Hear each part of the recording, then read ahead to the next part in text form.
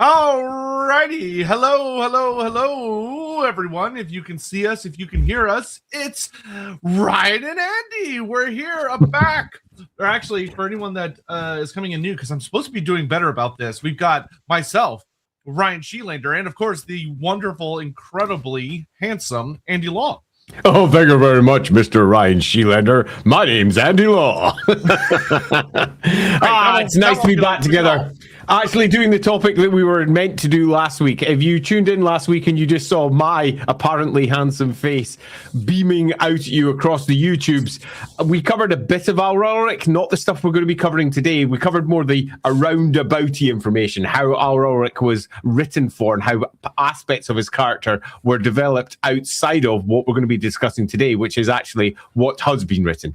So I'm really looking forward to this one, and not just because it's a topic that's very close to my heart, which I will cover in my intro, because it's a character that I've not just used a lot in my games, but it's also a character I've written an awful lot about professionally. So yeah, it is a really cool one for me.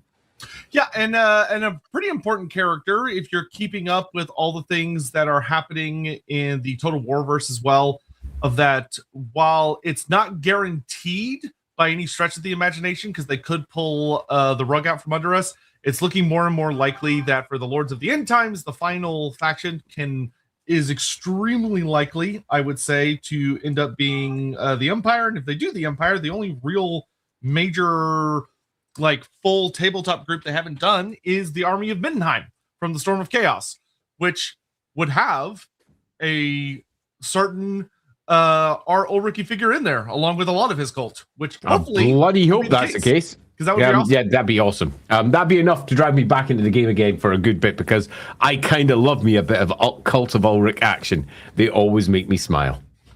Yeah, but anyway, so we're going to be going all over that stuff today, but things are going well here. I am very pleased. I have power, and there was no destruction as we had tornadoes last night, which that's always fun. But you get used to them. They come, they go. Hey, you're like, oh god, it didn't hit us. Great. We get a bit of rain, we get a bit of sun that pretends to warm us but doesn't, and then we get some more rain. That's about as bad as it gets over here in Scotland. We also, because we were grown-ups last time we got together, we pretty much organised most of the Lorebeards Fantasy streams we're going to be doing over the course of the next month. So we expect a whole bunch of those coming very soon up on YouTube as we go through each one of them and post them up. I'm looking forward to a lot of these, and it does indeed include stream that we were bribed to do last week, where our next Age of Sigmar stream will be happening next month. I was going to say, it actually, the set that I'm looking at includes 3 streams that we were bribed to do. Yeah, we got a fair bunch of bribes. I mean, I'm cool with that. I mean, I'm always happy for a bribe right now, but largely because I'm in the process of building an entire new studio for Lawhammer and for doing the streaming for Lawhammer. And that turns out to be really expensive. Who'd have thought building an entire building that was custom built for what you want costs money? Yeah, it does. We literally can't afford to do it. We've remortgaged our house to just pay for the thing. So literally any single dollar that you send in this direction just now will always put a big, huge smiley face on me.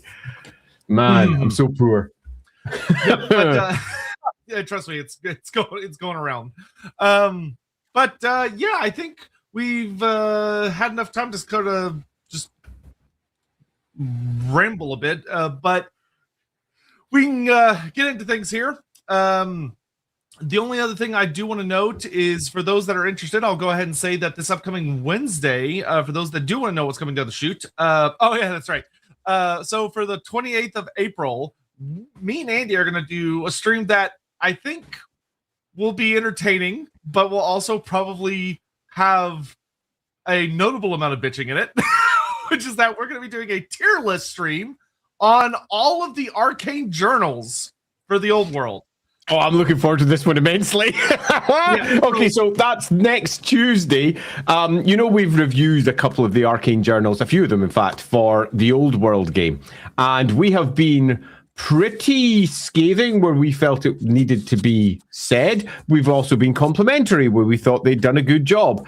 But some of them we just kind of skipped over because there wasn't a great deal to discuss. However, we're going to be doing a tier list of all of them. And as you know, we're not going to be capable of holding back when it comes to some of the choices that they've made and our descriptions of said choices. But in the end, much like all of our tier lists, after you've heard us bitch and whine or compliment and largely say hurrah about, it'll be up to you to actually score them. So I'm really looking forward to that. Make sure you tune in. That'll be our Arcane Journal tier list next Tuesday. Yep, I can't wait to see how everyone's going to trip over themselves to put the books where me and Andy do not think they should go. Because I just feel like that's going to happen. But how many are there? I think there's a total of like 10 or 11. There's not that many. Yeah, there's almost the perfect amount for us to have a good discussion about what each one offers and have a good chat about them all, because there's most of them we've not really discussed in real depth on Lorebeards. So we'll have a good opportunity to dive into each one of them and say, this is what you get, this is what you don't get, this is what we would have liked to have seen, and this is what they've done with the rules, which is a bit weird because seriously, why does this group have this magic? We might say that more than once. But cut a long story short, there's almost a perfect amount for us to have a good bitch and whine, or alternatively, giant hurrah for.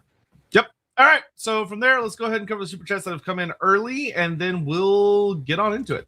Sounds good to me. Mads Christensen. Hey, Ryan. Does the Quick Lorebeard streams, the two of them that we did, mean that you will not make a regular character lore video a la Valgear about him? I'm really looking forward to that. So, what I would say is that in a perfect world, I would have released that video like 6 years ago. In a more realistic world, it is something I would really like to do. It is something that it's something I would very, very, very much like to do. I don't know when or even if that will ever come about. I'm sure many of y'all are aware that I tend to stream much, much more than make videos, whereas back in the day when I did those kinds of things, I would make videos and almost never stream. And I'd like to get back to that. It's just a difficult thing for me, unfortunately, especially it's hard work. It is. And after, genuinely hard work. Not to like throw darts of blame at anything for my problems, because it is purely a me problem. But like, especially after like getting COVID and everything, of that, writing does not come naturally to me anymore, which sucks. It really sucks. I don't write anymore, like almost ever, because it's hard to describe. It's just very, very difficult now, and I feel like one day if I could just get back into the flow, I would recapture it, but it just hasn't happened yet, and I'm not sure I ever will. So I have an alternative answer for this, which is if our Lorebeards trimmed videos do well, you'll almost certainly see both of our streams about Queek be turned into a trimmed version. And that would kick ass and give you almost everything you're looking for. Yeah, so go watch Lorebeards Trimmed. We already have our first one up of that right now on this channel, not sitting elsewhere, and you have to go do a web search to find it. You can find it right now, and another one is going to be coming very soon. We like these. They are stupendously expensive for us to put together, but we would like to do more, and the only way that we can be certain that we can do more is if you say you love them and you want to see more. So go watch Lorebeards Trimmed. Yeah, if you ever, please leave a comment, like it, share it, literally anywhere. Everywhere. Force people to watch it, please. Second player, I mentioned this during the Andy Solo stream, but it must be weird being a god followed by a god who is followed by your current and former followers, especially in a world where gods are real and can be talked to. I see you're talking about good old Sigmar. Yeah, it probably kind of is. I'm not sure it's that weird, really, particularly when you take a look at what Ulric does and the differences between Ulric and many of the other deities of the old world. But I think that would probably be best left to a stream about Ulric specifically, because he is a pretty unique god in terms of how he both is represented and also how he himself manifests in the Warhammer world. Yep. From there, we go down to Biofoot. Andy, you might not have to deal with tornadoes, but you do have to deal with the Tories, an ongoing unnatural disaster. Well, less said about politics in the UK, the better. But right now, the Tories are almost dead. But much like cockroaches, they're almost certain to come out from the seams at some point. Yeah, that's a thing that we have to deal with. You're right. But at the moment, our right-wing crazies are not focused around the Tories anywhere near as much as they used to. They are elsewhere. Yeah, because things are so much better over here. Yeah, there's nothing wrong with right-wing politics or left-wing politics or being in the middle. Everyone can have their own thing. It's the crazies that bug the tits off me. Dawi Forever, preemptive dwarf arcane journal in S tier because I'm obligated for my fellow Dawi. Well, it's not Wednesday yet, or Tuesday rather. It's not Tuesday yet. Dawi Forever, I am going to strongly argue that one next Tuesday. Make sure you're there so that when you come up, I'll be like, oi, oi! Yeah, I can't wait for when we get to the book where I get to go, GW doesn't understand how clan names work. Hooray. Della Saster. Just because you commiserated with me after my teeth extraction, I have all new teeth now. Yay! As do I. Where I had all my tooth issues, that is now a new tooth sitting in there. I say new tooth, it's not real. In fact, doing that was really weird. Yeah, I've had it also. A new tooth, single tooth, in the place that was trying to kill me. So, all good. Dr. Awesome, has anyone suggested build a religious figurehead yet? The Pope of Ranald. Yes, of course, that is what Ranald would have as a pope. Just runs a gambling hall. That could be a pretty fun stream to just make. Okay, so the Cult of Ranald does have a head figure, although it's a figure that is largely mysterious and strange. There's something called Pilgrimage of Fingers with Ranald, which is unlike other pilgrimages, which the other cults do, where you go to somewhere holy, and the entire journey that you take, the pilgrim route, is often telling you the story that leads to that final destination. And you get yourself a bunch of badges for having done said pilgrimage. The Pilgrimage of Fingers can be done anywhere and involves a set of challenges. And as you do each challenge, you get yourself a cross tattoo on one of your fingers, which is why it's called the Pilgrimage of Fingers. Normally, most people believe it only goes up to 8 because you have 8 fingers.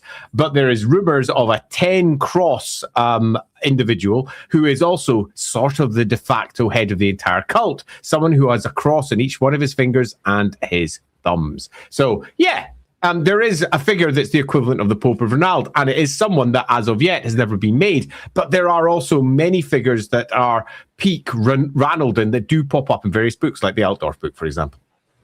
Yep, but I think that would actually make for a very fun stream, especially because who knows what god chat would end up voting on us making someone for, because there's a lot of gods out there. Yeah, there is. Amos and Fire, are there any or should there be any religious or political schisms or sects that exist in the Wolfrup setting for the broader Ulrican faith itself? There already is. There's already. Yeah, there already is. Yeah. This one I can speak to very quickly. The Cult of Ulric has multiple schisms, including its own religious hardliners. Now, as I said, the extremists are the problems in politics. In an earlier comment, Ulricans have got their own version of extremists, and they come in various forms. Some of them believe that Ulric is effectively like a mortal, wandering the world, siring children, and creating the equivalent of werewolves. They are deemed to be extremists and not the core cult. And the cult actually actively fights against them. These children of Ulric, or alternatively, sons of Ulric. You've also got some that wander around burning down grain stores in winter because they believe it's super important that everyone prepare for Evernacht. Evernacht is when winter comes to stop chaos coming from the north and never goes away again. So it's the eternal night where the sun is gobbled up by a gigantic wolf. Doesn't sound Norse related at all, honest. The wolf's called Skoll, by the way. Yes. And the wolf eats the sun. It's permanently nighttime, and they're trying to prepare everyone from that by basically creating hard times. These extremists of Ulric have killed thousands of people across the north who have died of exposure and starvation and just a lack of water, so dehydration also, because they do it in the dead of winter. They're the worst. So there's a host of schisms and sects within the cult. And you also have, of course, the groups like the Brotherhood of the Axe, who are sort of infiltrated by Khorne. You've also got yourself a bunch of groups of pure-blooded Teutigans, so they're the ones that believe they're better than Arlequins than anyone else because they've got pure blood. Definitely not racist in the slightest. There is tons of issues within the cult. Not really about Ar-Ulric today, but this is not something we have to worry about, and I know this one really well because I wrote most of them into the setting. There you go. I always love when Andy says that. Yeah, I know. You got to do it every once in a while. Russ, thank you for being a member for 2 months. I really appreciate that. Just want to say you guys are awesome. Well, thank you. We appreciate that. We appreciate that very much. Lars the Explorer. Good afternoon, gents. I missed the last stream because I was on holiday in beautiful Georgia. Do you think there's any Georgian inspiration in Warhammer? I'm going to take a safe assumption here that we're talking about the country of Georgia, not the state of Georgia.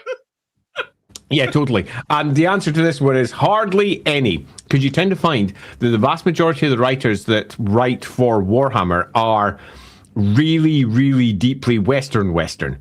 And by that, I mean, they're mostly from the UK or sometimes the States. They are very rarely educated beyond their own histories and the histories of Western Europe, meaning that anything that lies outside of that tends to be forgotten, except for instances of individuals who know a lot about one thing or another. Graham Davis, for example, very famously knows a ton about folklore from across the world. He's written entire books on it, and you tend to find that folklore impacted a lot of early Warhammer writing, as did general political situations, because most of the people writing for early Warhammer were deeply, deeply left-wing and also deeply, deeply into their satire. So Georgia is quite beyond most of their awarenesses, but there's some weird links between, you know, the good old Red Cross of Georgia and the Red Cross of England that pops up all over the place, and good old St. George himself. And they often do weird links for stories. So there's some backward links in there, but it's weak. The answer to this one is not much. But you'll find, as you move into later writings for Warhammer and they start becoming a bit more world aware because the internet begins to exist and you can research everything on Wikipedia really quickly, that this sort of thing is becoming more and more prevalent as we head into modern writing. Absolutely. Grim Isaac, would you guys be willing to do multiple what if a foreign god invaded Warhammer? I'm not saying frequently, but with some gods on the list, it would be sad the fans of these guys never get a chance to see the god. So once again, overdue to pop in there. Have to come eventually. Yeah, I think we could probably come to some form of negotiating table arrangement. Amicable agreement. Yeah, where we would take a small handful, like maybe once every 6 months, and it could be something like that we return to from time to time. I will say that the schedule right now is stacked, and it's probably going to be stacked until sometime in May, like late May.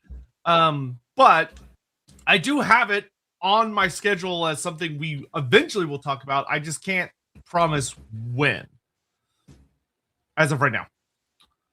But we do intend to get around to it at some point. Yeah, we do. Dr. Awesome, birthday yesterday. Happy birthday to you. Got all physical Warhammer Fantasy Roleplay 2nd edition books and my first physical mini, built Nagash. And just Nagash is a good one. I hope it's the plastic one, not the metal one, because fuck the metal guy. If anyone gives you metal Nagash for your birthday, they hate you. That's the only answer. I'm still of the belief that I could convert that into something good. Way back in the day, just as a small aside in this one, and thanks very much for the super chat, Dr. Awesome. I had painted my 3rd Nagash because, hey, I was that guy. And I hated the model by this point because no matter what I did to it, I couldn't make it look I couldn't make it look anything other than goofy as fuck. So I sat down and I was like, I'm going to figure this out. And I started, because it was metal, filing off tons of bits of it to try and make the skull look much more like a Wayne England skull, a little bit more tighter and more evil. But it's still, the head was too big. So I ended up going, I'm going to convert this and completely change it so it looks more like Mark Gibbons' art from the 4th edition Army List. Go check that out if you want to go check it out. And I sat down and I planned out all the bits that I would use. I costed it up because I was working for Games Workshop at the time, and I could buy, because I was working for Games Workshop at the time, miniatures for super cheap, and it was only going to cost me, I think, something like £46 back then. And that might not sound like, oh, that's pretty cheap. Trust me, it wasn't. That was over 110 miniatures, something like that, all metal, and I was going to be using bits and bobs of each. But I never did it because, holy shit, that was for me at that point, quite a lot of money because Games Workshop basically paid me in miniatures. I didn't have much money, and I was like, I'll do that later. And then ended up doing a different project instead. I did a Gene Stealer cult. So, yeah, I think you could make that model look a lot less goofy, but it'll take work. Zero Daimu. Is Ar-Ulric a mutant given the werewolfness? No, he is not. He's just an old dude with a lot of hair. Yeah, he is not a mutant, and the werewolfness is not something that Ar-Ulric has until they give it to him. Because it would not surprise me if they give it to him, because that tends to be what they do with anything Ulric nowadays. They just add an extra +10. But in terms of how he was originally created, it could not be further from what Ar-Ulric is. Indeed, the werewolfness of him and those aspects of what it is to be a child of Ulric, for example, are outlawed by the cult. If he could turn into a werewolf, he would be hunted down. Yeah, I think you could have a fun story about maybe there was maybe 1,000 years ago or 1,600 years ago or something. There was an incident where there was an Ar-Ulric who was a son of Ulric or a werewolf or whatever, and almost it's certainly been buried by the cult. It's like a whole thing. That could be a fun little story. But yeah, the cult of Ulric, the sons of Ulric have attempted to infiltrate and take out the leadership of the cult of Ulric more than once. There's a reason that they're outlawed. They are the right-wing extremists, if you will, of the cult of Ulric, and they are looking to take control of it from within. So a story like this makes sense, but the idea of being a big werewolf that takes control of the cult, yeah, no. Yeah, no. Morning Crescent, you can tell he's from the north because he's Ar-Ulric, All right. He's Ar-Ulric, he is? Yeah, totally. Love that.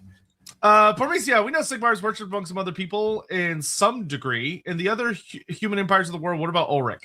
Yes. Yes, because Ulric is old. Yeah, Ulric is an old deity. He's one of the Quin Deus, the old 5 deities that were at the heart of most old world worship. It goes under a host of different names, the old gods, the old god, or whatever.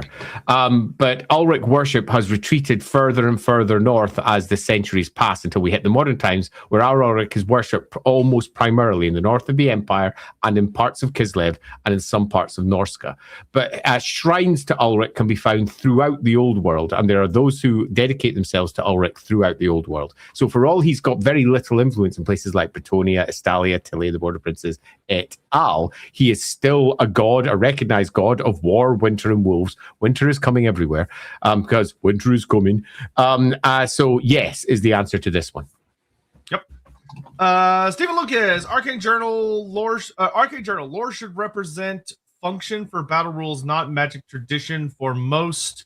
In a pre-standardized 8 wins era, yet Games Workshop is going to conflate. So loosely, I agree completely. It would be far better if they built lores of magic that were all about how magic works back then, not the 8 winds of magic. Because in this pre-8 winds era, what we're dealing with is people who are just dragging in different parts of the winds of magic to create specific effects. And that is what they study. So they might study elementalism, for example, drawing upon everything from fire to water to earth to air. You get the idea.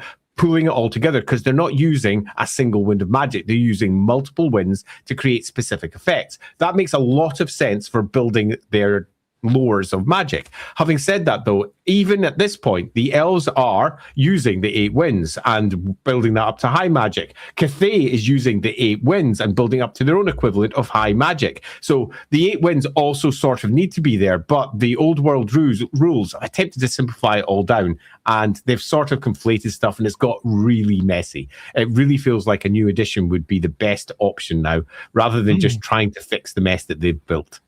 Yeah, and hopefully second edition sorts that mess out. Yeah, I agree. Mr. Pig, happy to see you guys cover this. Also, our local Mordheim campaign is finally starting later today. Congrats, have fun with that. Excellent. Going undead and using Gormain as my necromancer. Sweet. Very fun. Good. I hope you have a love great that time. one. Thank you very much, Mr. Pig, for the comment, because I love Mordheim. Grim Isaac, I was thinking 4 to 6, so I'm happy to hear that. Oh, months. Yeah, good. Federico, hello Andy and Ryan, hope all is well. Yep, I'm confused about the relationship between Tal the Hunter and Ulric the Beast, quotations, wolf, and how that relationship would translate to Ar-Ulric and his homologue. Okay, this one's super easy as well. Tal is the god of beasts. Okay, he's the god of the wild and wild places. You go out into the wilderness, and that is where King Tal sits, upon his throne in the wood with his great horned self. He is the lord of the wild. That's what he is. Ulric is the god of winter. Now, he also has white wolves as a sacred beast, in the same way that, say, for example, Verena has owls as a sacred beast. That doesn't mean that Tal doesn't have any wolves or owls. It just means that they are sacred to those gods specifically. Ulric is not a god of the wild.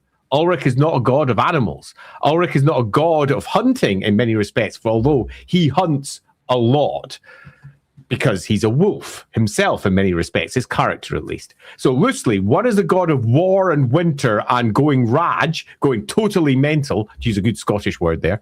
And the other one is the god of wild places and hunting and the relationships you have with these wild places. They're both really rather different. It's like the difference between, say, Kurnos and Cain in some respects. They're two very different gods, but that's over on the elven side. Cain being a god of war and Kurnos being a god of wild places and hunting animals and similar.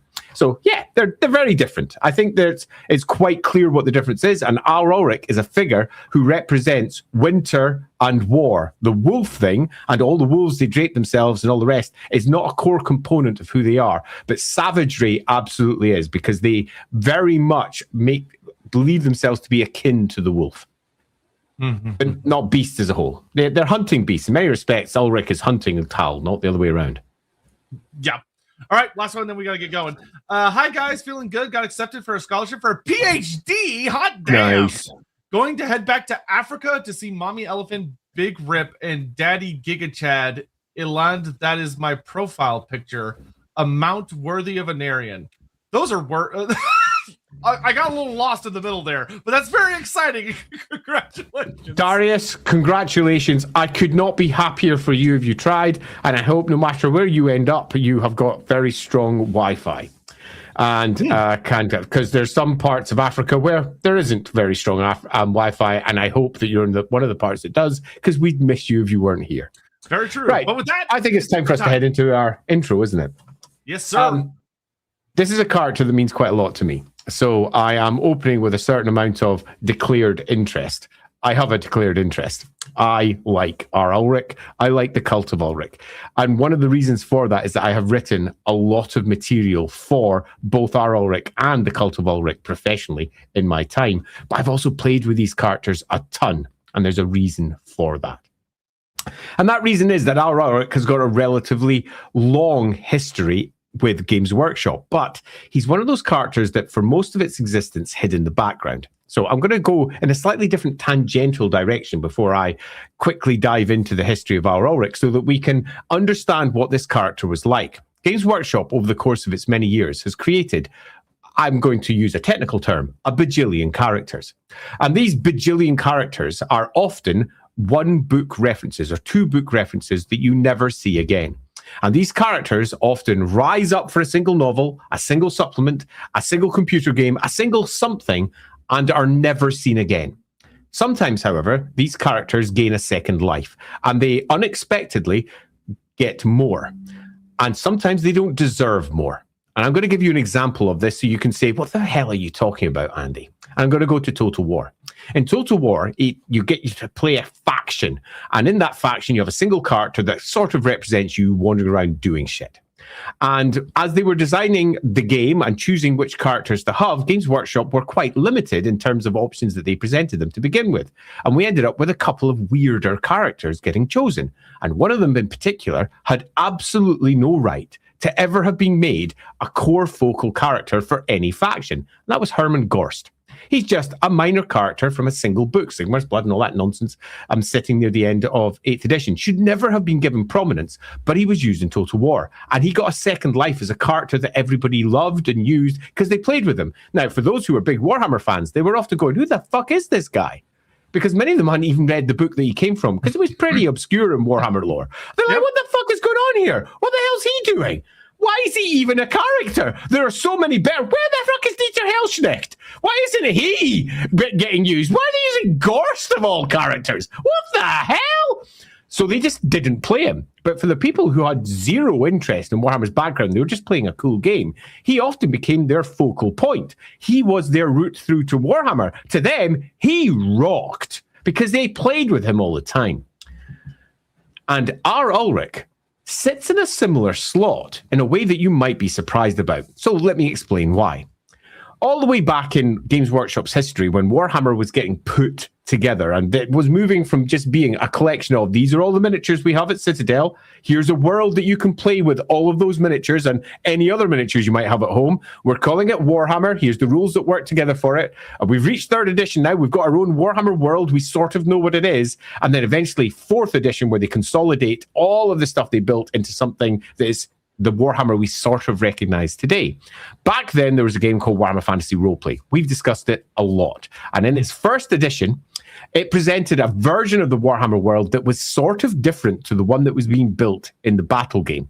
And right from the beginning, it was different and it was deeper, because it has to be. When you play a role-playing game, the person who's GMing it, that means games mastering it, needs to explain the entire world, which means they need to know stuff. Warhammer Battles game doesn't need stuff. It just needs you to have some miniatures to throw at your opponent, roll lots of dice with. But role-playing games did need stuff. And one thing that a role-playing game needs is a big campaign. Now, it doesn't necessarily need this, but it's a good way to get lots of people playing your game. And a big campaign is basically a story that you can play in a role-playing game that will probably take months, if not years, to play out. That's a big campaign. And the Enemy Within was Warhammer Fantasy Roleplay's answer to this. It got started to be released at the end of the 90s and went through to the the end of the 80s and went through into the early 90s.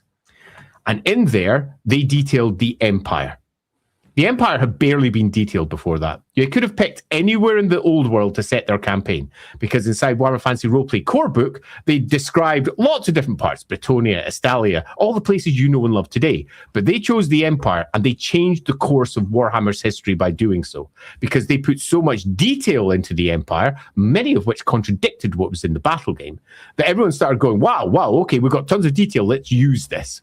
In particular, in their first campaign books for The Enemy Within, they detailed the Cult of Ulric. And in the Cult of Ulric, they dropped at the top of it an individual called Ar-Ulric, who was the son of Ulric, the representation of Ulric in the Warhammer world. He was basically the Pope of Ulric, and he headed the entire cult. And they made him an important figure. Before this, he didn't exist.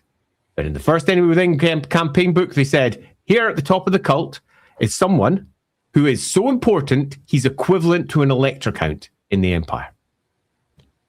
Now, you might go, wow, that sounds amazing. Equivalent Electrocount. No, they made up the Electrocounts in that book as well. They didn't exist before this. Okay, so don't think, oh, wow, they've really pushed him up. No, they made up the concept of the Electrocount, basing it on the old Holy Roman Empire electors that had existed in the real world, and they made an equivalent part on the religious side. They gave Sigmar 3 individuals who had the same voting rights as an Electrocount, and Ulric 1. And Ulric's 1 was Ar-Ulric, and Ar-Ulric was given a nice little write-up, terribly small, who he was, where he lived, how old he was. That's basically it. And he's Ar-Ulric, off we go. And we wouldn't hear about him again for about 4 years, because he wasn't important to the plot of The Enemy Within at that point. The schism between the cults of Ulric and Sigmar were, so that's what they focused on, not Ar-Ulric himself. And it wasn't until eventually we hit Empire in Flames, which was book 5 of the Enemy Within campaign, that we get some more details about this individual. He becomes a core character in the setting, and that's it. He is one minor religious leader in one corner of the old world. And at this point in Warhammer, he's not important in the greater scheme of things, because the Empire isn't important in the greater scheme of things. Let's get that into our heads for this early version of Games Workshop. The Empire has yet to become the core setting of the game. It's the core setting of Warhammer Fantasy Roleplay, not the core setting of Warhammer. But that's going to change, because we then hit directly into the 4th edition of the game, and the Empire gets given an army list. Yay! And in there, we get ourselves Knights of the White Wolf, and they represent the Cult of Ulric, the Cult of War. No mention of Ar-Ulric. So all Warhammer needed was the Knights of the White Wolf, which have been kicking around for a wee while, because that's a cool unit that you can field in the battlefield. And the roleplay game, slowly in the background, died. And Ar-Ulric was Hermann Gorsted.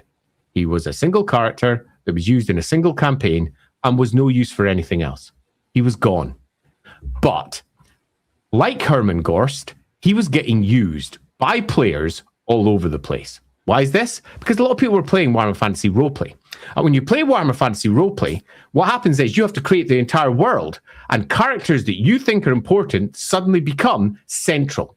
And Ar-Ulric was used again and again and again and again by different players across the world playing Warhammer Fantasy Roleplay, because he was a central figure to that single story. And unlike a novel, which you tend to read once, maybe twice, and discard, this was something that people were returning to week on week on week on week, playing through that campaign, because if you play from beginning to end, it takes 2 to 3 years.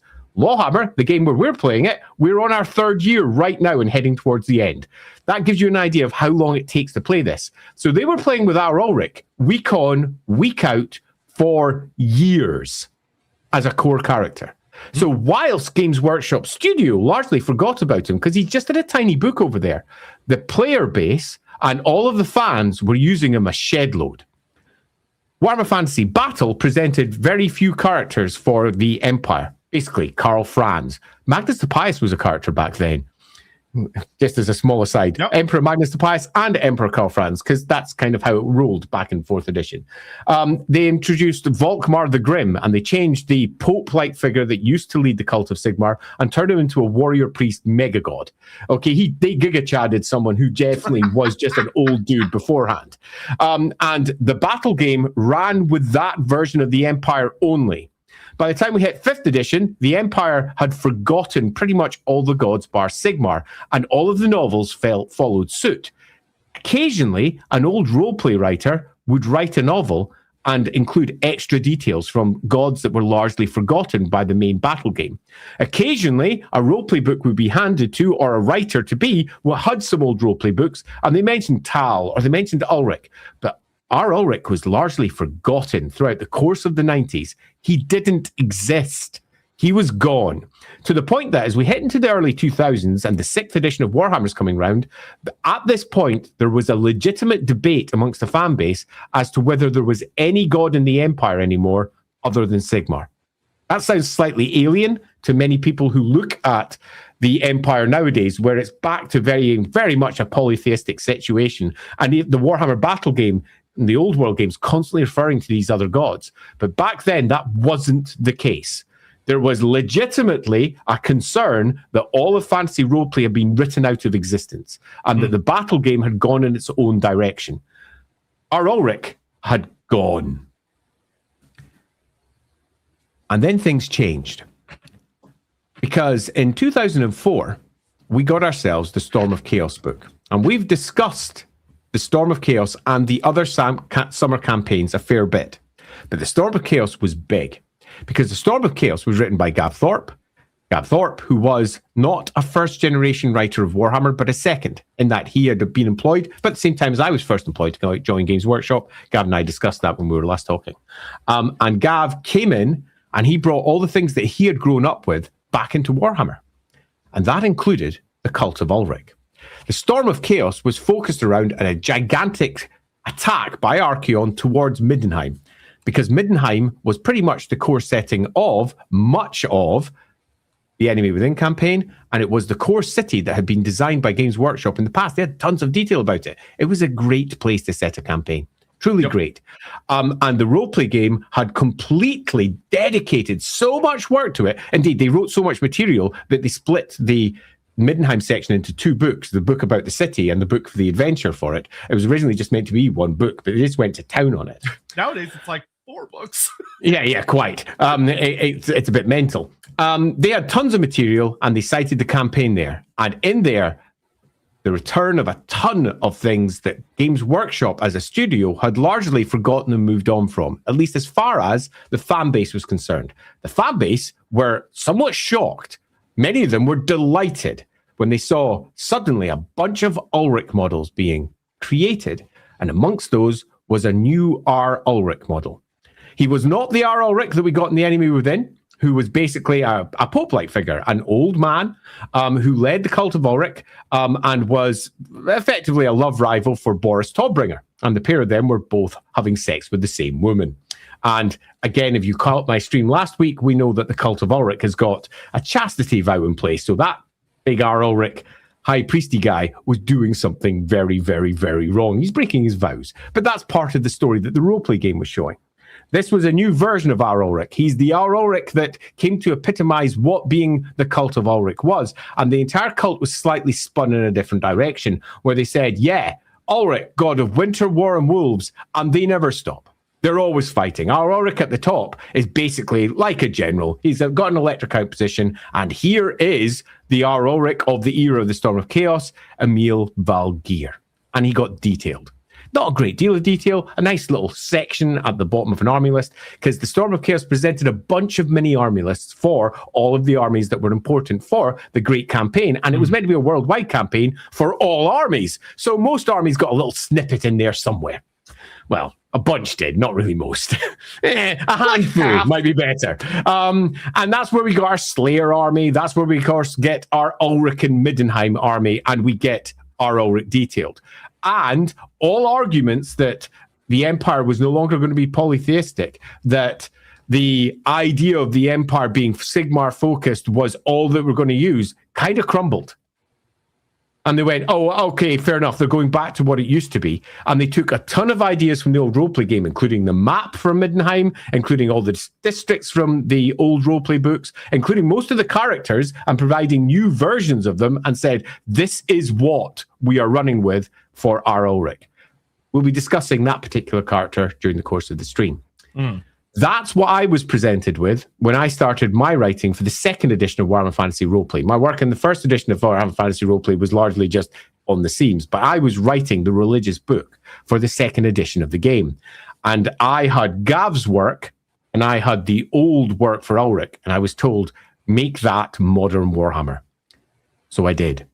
So the next section was constructing the entire cult from the top to the bottom and explaining how it worked, explaining Ar-Ulric at the top, explaining the White Wolves, explaining the priests of Ulric, and mostly they're priests, not priestesses. It's a very male-dominated cult.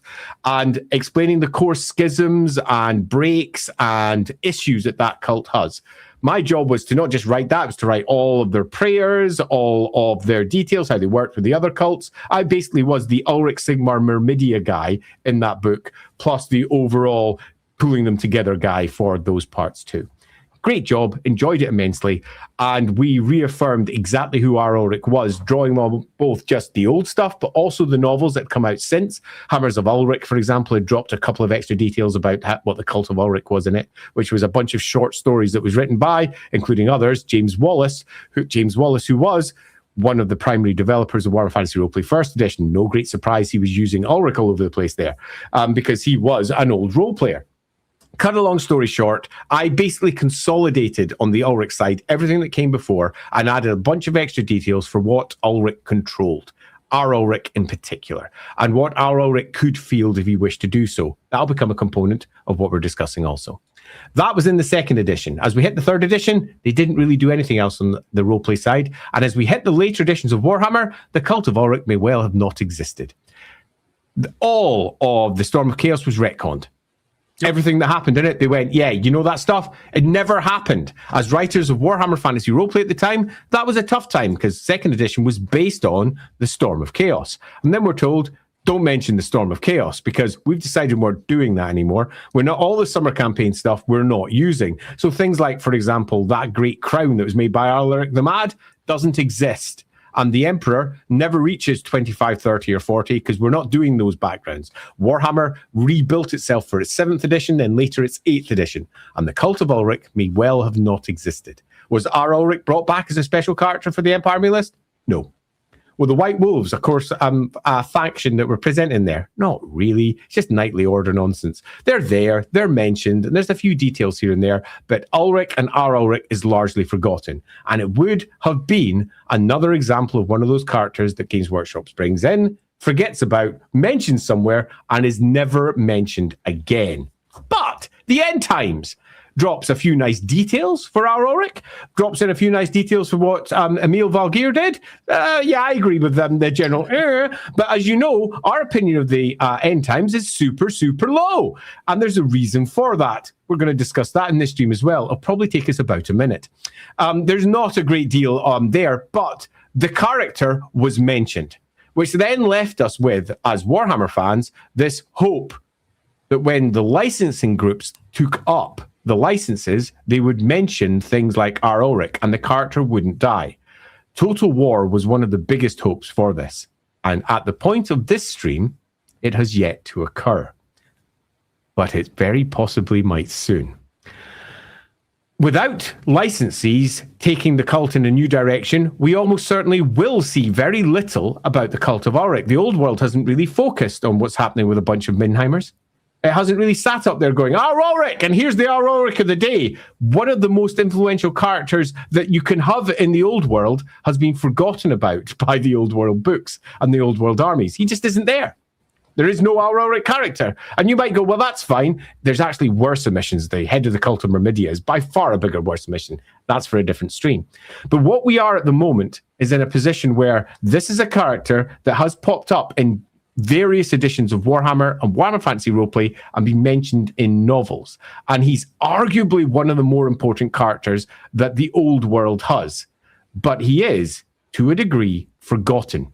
Barely mentioned, hardly ever remembered by games designers, which means that people like us have to step in and say, who is this guy? What is he about? What is his history? And why has he got the same importance as an Elector Count in the Empire? And if he does have this, why the hell is no one writing more about him?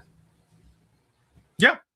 Ar-Ulric, it's one of those characters that when you initially hear about him, especially as you're getting into Warhammer, he sounds like he should be as developed and as big of a deal as the Grand Theogonist.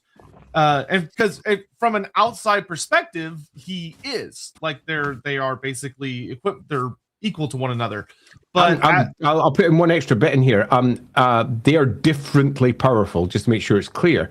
Ar-Ulric is the Pope of the old world for a cult, effectively. So that's all the old world. Where the Grand Theogonist is just the Empire, but in the Empire, he has more power. So there's a contrast there. Ar-Ulric has more power over the old world as a whole. The Grand Theogonist has power within just the Empire. In the Empire, he is much more powerful. He's got a same single vote as Ar-Ulric does, but there's also two beneath him, archlectors, who also have electoral votes. He's got more political power and also more numbers in the old world. But it's worth noting as one other point, the Knights of the White Wolf are the biggest order of Templars in the old world by some measure. It's not actually strictly true. The Knights of the Burning Spear, probably think the Spear of Myrmidia are bigger, but there's a reason that they don't count. So the Knights of the White Wolf are an enormous order that are spread across the old world. Huge power there. And the various factions of Sigmar are, bluntly, arguing against each other a lot. So, yeah, he's an enormously important figure. Yep. And that being said, despite his importance, one of the things that you'll kind of come to see throughout the stream is that the title of Ar-Ulric and the history of it is fairly thin. And we'll be going into a lot of the kind of examining like a lot of the empty gaps that are left, as it is one of those roles where you would expect it to be something that is deeply, deeply detailed across many, many thousands of years. But kind of like what Andy was saying, there was a lot of times where its relevance within the setting kind of faded in and out. And this led to there being just a ton of gaps. But we will tackle those as we go. Yeah. Yeah, a lot of gaps. Real quick, just want to grab these out real fast. Singemeister, how do the cults of Ursun and Ulric interact with one another? Pretty well. The cult of Ulric is centered over in Kislev as well. The White Company of the Knights of the White Wolf are over there, and they don't have what they refer to as talking priests. So talking priests are from the Order of the Howling Wolf. There's basically two orders in the White Wolf, in the Ulric cult. One order is the Order of the Howling Wolf, which are basically the priests. They are mad guys with axes who kill you, or some other weapon, depending upon the priest at hand. And then on the other side, you've got the Knights of the White Wolf, who are mad guys on a horse covered in armor who will kill you. And one of them are, particularly from the Kislev side, referred to as the Talking Priest. That's the Howling Wolf Order. And the Howling Wolf Order doesn't exist over in Kislev. It's only the Knights of the White Wolf that do. And the various temples of Ulric that you can find inside Kislev only have white wolves in them. They don't have high priests or equivalent, and they're run by the local cleric captains, cleric sergeants, and the local masters. So it's all handled by basically knights. They're a Templar order over there. So how do they interact? Pretty well. They're all on the same side, broadly, which is the side of kicking and chaos in the north. And they're broadly working towards similar goals. Now, when all of Kislev was redesigned for Total War and the Grand Orthodoxy came in, they didn't really rewrite anything other than really pushing down all of the other cults that might exist within Kislev, because they were simplifying it, as they often do for the war game. And you're almost certain to find that when the roleplay game comes in afterwards, they'll say, all that stuff that was created here, it mixes with all this other stuff like this. And the relationship between those two cults is going to be pretty strong. Yeah, it's one of those things that I hope we get a good examination of in the old world at some point, as Kislev eventually comes into the fold, which seems inevitable at this point, though who knows how long inevitable will take. Yeah, true fact. Because very interestingly, after the Great War, Urson kind of falls pretty heavily out of favor for a while, and Ulric fills in that gap. Like, Ulric almost becomes the major god in a lot of Kislev for a couple hundred years. Yeah, the gods that are forgotten of Kislev in their past, like Tor, for example, was repeatedly fills up a lot of the gaps. But Tor has been, as a god, mostly forgotten in the most modern versions of Kislev. But he's almost certainly kicking there in the fringes still. It'd be interesting to see what they eventually do with it. But as it stands, their relationship is strong. Elemental Exposure, thank you for the 4 months. Any Borgia Pope-esque Ar-Ulric characters? I don't know who Borgia is. And so you're probably talking about the Borgia family. So that's Renaissance time popes. Not really. And there's a reason for this. It's because most of the Ar-Ulrics have got almost no character. They're nothing more than, in this date, Ar-Ulric Bob was doing some things and fell out with, or alternatively, made friends with, this noble. That's the detail you get. You don't get their family details. You don't care about the politics that were wrapped around it, outside of one major situation, which we will be discussing, which is what happens with Ar-Ulric during the time of the Three Emperors. And that's a big component of the cult of Ulric and understanding exactly what it is. So, to a degree, there's some of that, and the Valgears as a whole, in some respect, you could say, I can draw some comparisons from the Borgia family and the Valgear family and what's going on. And we'll get to that as we move on to that in the history side. Prometheus, I once read in a Black Library book that there's a rivalry competition between the Knights Panther and the White Wolves. I don't know whether it's still canonical. If it is there any similar relationship between Ar-Ulric and the Grand Theogenist? Oh, it's much worse. Okay, so the Knights Panther, the cats, and the White Wolves, the dogs of Middenheim, have always bickered ever since they've been there. And depending upon which version of the background you go with, the bickering stands pretty much universal. So even if you're going with the one where the Knights Panther are relatively recent additions to the City of the White Wolf, as in Middenheim, they're bickering with the Templars of Ulric, because the nobles that the Templars are often vying for power with, as in Cult of Ulric on one side and the Todbringers on the other side, if you look at modern Middenheim, these two groups are constantly vying, and the White Wolves and the Knights Panther represent the military martial arm and the elite martial arm of each, which means that they're often pitched against each other, even though they're effectively in the same freaking army, the same freaking faction. So this is standard for the bickering between them. When it gets to Ar-Ulric and the Grand Theogenist, it's way worse. The differences between the pair of them are long established, deep, and often turn into outright haranguing matches and screaming fits at each other, or just long, prolonged issues. Like, for example, there's a relatively famous example of where Ar-Ulric and the Grand Theogenist both are due to arrive in the palace. They both arrive at the same time, and one says you go first, and the other one says no, you go first. Yes, the Canadian standoff. And it didn't resolve. So that they don't like each other as an idea. That's largely because huge chunks of the cult of Ulric don't believe in the divinity of Sigmar. That is not the cult's actual position. The cult's position is they crowned Sigmar. Ulric crowned him as a god. That's also the cult of Sigmar's position, and they believe that they are the patron deity of the empire, that Sigmar is the most important in the empire now. Ulric is no longer as important as he used to be. You'd think that they get along, but much like real-world cults and real-world religions, even though they believe exactly the same thing, they often forget this, and the followers go in different directions. A classic example of this is, in the real world, Christianity and Islam worship the same God. They have almost the same doctrine on almost everything, barring some pretty key features all the way down. And that is enough for outright warfare. Protestants and Catholics, outright warfare. In fact, any faction and any other faction, outright warfare. So the differences between the cult of Sigmar and the cult of Ulric may be surprisingly tiny, but they're big enough for a massive religious schism that has torn the empire apart on multiple occasions in the past. Yep.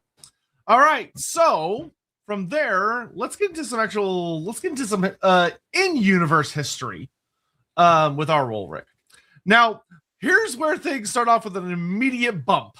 We literally are going to hit the curb as soon as we start the car, which is that you would expect the foundational origins of Ar-Ulric to tie back to the earliest days that we know of with Ulric, back when, like, long before the empire was founded, because Ulric is ancient. He ties back to many hundreds of years before the coming of Sigmar, and was acknowledged and followed by tribes that came out of what we now see as like the Eastern Steppes and the Chaos Wastes. And he has this long, crazy history of as a war god and a god against the terrible dark winters of chaos and all that stuff. And he's been there with them for a really long time.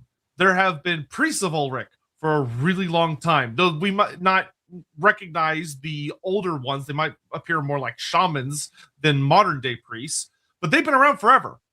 Unfortunately, we don't know a damn thing about them.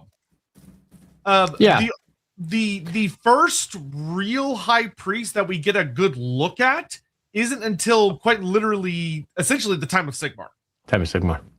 Yeah, so I'll add a couple of details here, because I've written a couple of the details about this era. And the Teutogens, when they arrive in the old world, are, as far as the Teutogens are concerned, so that's the tribe that's focused around the worship of Ulric. And Ulric at this point is not a wolf god, per se, although that will get integrated later. He is a god of war, he is a god of outright rage, and he's not so dissimilar to what many people would see as Khorne, but he absolutely is not that. Ulric is deeply anti-chaos, and he leads his people from where they are up in the north, where they're warring against the chaos gods, across the World's Edge Mountain, down into what's often referred to as Ulric's hunting grounds. So that's the big Reich Basin that is the modern empire. He goes from there and leads them all the way to the Faustschlag, or the Fist Strike, which is a great mountain with a massive burning flame atop it, burning with silver white fire. And it's burning there because Ulric took his fist and struck the top of that mountain and knocked the top of it off. And where he struck, this great flame arose and burns eternally, and still there in modern Warhammer, and indeed becomes a core focus point of the end times. So this great mountain is where he leads his people to. Now, why is he leading them directly? No, but there is a nice little bit that explains that when they came down across the World's Edge Mountain, they I can't remember exactly how I wrote it, but I'm pretty sure it's like blood from a fresh wound. They came flowing down the slopes, and they killed everything in their path, because that's the kind of guys that they were. And this was early. And at this point, the concept of a priest doesn't exist. So don't think of a priest as someone who goes along and says, Ulric wants this, Ulric wants this, we should all praise Ulric, praise Ulric. That's a modern concept of what a priest is. What they had was leaders of their clans. what they had was tribal chiefs, and they were following what they believed was the signs of Ulric into his holy hunting grounds. And they were afraid of Ulric. That's the best way of putting it. And they wanted to appease Ulric so Ulric wouldn't punish them. There's no concept of a priest. It's just a tribal chief. And when they settle, this changes. So when they settle in and around the Faustschlag, and they've yet to climb up to the top of it and get to the top, it's a place that's covered with danger and horror and great white wolves, massive wolves that howl eternally and scare everybody off, with a huge holy burning flame at the top, which eventually the city of Middenheim will be built around. They are camped all around here, and generations pass where they are tested again and again. But because they settle and they begin to civilize, as much as we understand such things, and they encounter other peoples, most of whom they try to kick in first, because that's the kind of people they are. Yeah. They begin to civilize. They realize that there's more and more and more gods. And they start trying to appease them all. Their clan chiefs kind of run out of brain space. They can't appease all of them. So individuals become responsible for appeasing different gods to understand what those gods want as sacrifices. And they become the first priests. So the first priests are not these great figures of the god has selected them or anything else. They're just people who are appointed to try and understand that god, to try and basically make that god not punish them. The great wolf of the north, he hates chaos. So if you do anything that supports chaos, he's going to hate you, and he will bring hard times and harsh winters to us. Okay, well, we'll kick those guys in. Gotcha. Kick, kick, kick, kick. You get the idea. Over the course of multiple generations, the priests, those who speak of what the gods probably want, start getting their own social class, and this class becomes more prevalent and important. By the time we hit Sigmar's era, the concept of a priest is a thing, and up in the north, Ar-Ulric, the son of Ulric, has become a thing. And the first Ar-Ulric that we know of, Vulcan, I think his name was off the top of my head, is up there. Yes. Vulcan. Yeah, Vulcan. It's V's, W's are pronounced V's in there, so it's Vulcan. There you go. So Vulcan up there is 100% the Ar-Ulric that we will have much later in terms of what he believes and understands. And there is a separation between the leaders of the cult of the Teutigans, the tribe of the Teutigans, and the priests who believe that they speak of what Ulric wants. And this is a divide that never goes away, because as far as the cult of Ulric is concerned, to begin with, they were the same. The leaders of the tribes and the clans were the ones who spoke to the gods. And because they've been separated off, in no way means they should stay separated off. They are the people of Ulric. And as far as the cult of Ulric is concerned, and as will become a religious issue for the next about 1,500 years, they believe they should be leading the Teutigans. They believe that they, not the nobles, for want of a better description, should be leading that particular tribe. So we already have a conflict amongst the Teutigans, and that conflict is manifested between the Ar-Ulric crew, those who are desperately trying to emulate Ulric in all ways, and the leaders of the cult of the Teutigans, who believe that they should be basically making the best of the world for the Teutigans as a whole, and Ulric is a part of that. Yeah. So from there, we have a couple of like little scattered myths about things that involved the Ar-Ulrics of this era, but they're very, very scant. And some of them tie into some really cool notes. Like one of the things that's very core to the identity of Middenheim, of course, is the Flame of Ulric, which those of us who keep up with the lore, which if you watch the show, you likely do, or are starting your journey to, the Flame of Ulric is one of, I would say it is the most powerful font of Gur or beast magic, amber magic, to be found in the entire world. It's a really, really significant place. And this ties in a really interesting legacy between the Ulricans, Ar-Ulric, and the very concept of the Amber Wind and like beast wizards, your shamans. There are actually several stories that we have that like Andy was talking about earlier, the Storm of Chaos book is really critical for trying to examine anything about the Ulricans and Ar-Ulric, because it was the only time they really got a major focus, and they got like bunches of items and a bunch of really cool stuff. And there are some notes in here that tell some really fun little tales. So like you might know if you play Total War Warhammer. Actually, I don't think we have this spell in Total War Warhammer. I think it's the one we're missing. But in 8th edition, there's a spell called like the Savage Beast of Horus, something like that. And it's basically a spell where a character takes on a brutal, almost were form, the shaman, and they get a bunch of bonus attacks and strength and stuff. You can cast it on any character with a certain distance. Super nasty spell when it was used by like Bretonians and stuff, because you could cast it to hit like all friendly characters within 12 inches, and on a Bretonian lance, God help you. But one of the really cool things is that in the Storm of Chaos, we get a magic item that tells us what Horus actually was, which is that it talks about that in the times of early Middenheim. So back when people lived in villages around the crater and they hadn't founded it yet. There's a story about how Horus was a great and horrible wolf spirit. He was this horrible monster in the guise of a wolf that went around eating lots of people. And then there is a legend that some mysterious unnamed knight, which is a really interesting term for that era, because a knight would probably not look like what we would understand them to be, ends up slaying it. And its spirit is imprisoned within the pelt, and it becomes the pelt of Horus, which plays into some like the actual Wind of Match. That spell is inspired by the Tale of Horus. But you can imagine that likely was the Ar-Ulric of the time. Of that, when you look at a lot of the Ar-Ulrics, like Emil Valgear will be an example that we'll look at later. Many of them are formerly knights or are warriors that will usually stand up into this position. They don't tend to be your, like with the Grand Theogonist. You have a lot of Grand Theogonists, if you look through the history of the characters, where some of them are more like political figures. Bookish. Let's say bookish to summarize it. Yeah, they're bookish rather than hammer-wielding lunatics. Yeah, with Ar-Ulric, that is probably almost never been the case.